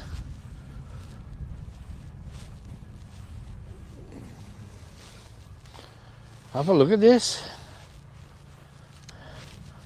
Curry's Point. On the 4th of September in 1739, Michael Curry was executed for the murder of the landlord of the Three Horseshoes in Hartley. His body was hung in chains from a gibbet on this spot within sight of the scene of the crime. Ever since that gruesome event, this headland has been known as Curry's Point. It was erected in 1989, which essentially it's just a big stone, to mark the 250th anniversary. Now, it tells the story much. Oh, does it? Thank you very much. Now, the bottom line of the whole Curry story is a fascinating one, because the truth of it, Curry was not a very pleasant man to start with, and he used to go to all of the pubs, all of the bars, and he used to be belligerent, be unpleasant, be nasty. And the landlord of the Three Horseshoes in Hartley, which is kind of that way, I know there's cars leaving the car park here, but it's kind of across that way. And he said to Curry, look, every time you come in here, you're insulting women, you're touching them, you're groping them, you're saying nasty remarks to people, you're barred. You're done. You're finished. You're never going to get into the Three Horseshoes again. Now, if that happened to you, you'd probably hang your head in shame and you'd walk out. Yeah. Make sure you share this, please. Share this story with everybody. The true story of Curry, from Curry's Point, where we are at the present moment. Curry said, that's not happening. I'm going to come back tomorrow, and I'm going to come back the next day, and I'm going to come back the next day. And the landlord says, you're not getting, you're done, finished here. You will never be served another pint of ale in this bar. What do you think he did? He picked up one of those heavy wooden three-legged stools and he just smashed him across the head. It snapped his neck and he was dead in a split second and lying on the floor. That's what happened to the landlord of the Three Horseshoes. So, he's arrested, he's taken to Newcastle upon Tyne, where he was tried. He was found guilty pretty much immediately. And once he was found guilty at Newcastle, he was sentenced to hang by the neck until he was dead. And they hanged him at Carlisle Square. Right. We've talked about Carlisle Square a few times in our ghost hunts because I seem to remember it for being Worzick Street bus station is my memory of the place, where you could get a bus to a girlfriend's house in Chester Street. That was my memory of it. So he was hanged at Carlisle Square, but the tradition of the day was that anybody that committed a murder of any kind would be hanged, but their body returned to the scene of the crime every time. So Curry, in a gibbet, now remember what a gibbet is. It's not a gallows. You know, a lot of people think it's that. So when you play hangman, you know, you draw, that's a gibbet. It was kind of like that, except Curry was in a cage. He was put in a metal cage. So he was hanged, he was dead. His head was in a metal cage. The rest of his body was in a cage. And he rotted here. The seagulls fed off him, with the birds peeling the flesh off his bones. And apparently it took 11 weeks for him to be stripped down from a human being's corpse to a complete skeleton. I wonder if the Three Horseshoes are still here at Hartley. The inn that used to be the Three Horseshoes certainly is, right. But it wouldn't surprise me if that were the case. Right. I think that there's a strong likelihood that it would be. So we have one of the most interesting and gory stories, and a true story. Curry's Point, right here. Absolutely incredible. Right, so Curry's Point, an amazing true story. And if you come here, you're supposed to be able to see Curry's moving along the dunes, because his physical dead body was here for weeks, and it said that his spirit continues to walk in this vicinity. And don't know whether that's who you saw earlier on. If you definitely saw something if came you saw across a that spirit, causeway. It came across the causeway and then to the other side of it. Definitely. it couldn't just be a bit of fog or a bit of... No, it came across the causeway and then went to the other side. I would love to think somebody caught it on camera. If you did, that would be tremendous. Anyway, we're going to take a break. If people want to join us on the other side, we hope you do. How do they do it, Tony? If you're on Facebook, just become a supporter and part 2 will start within 5 minutes, and YouTube, it'll be available. If you just join the channel, it'll be there in 5 minutes as well. Fantastic. So that's what's going to happen. That's what we're doing. We'll be back literally 5 minutes. Please make sure that you join us, and we've got an awful lot more to tell you about.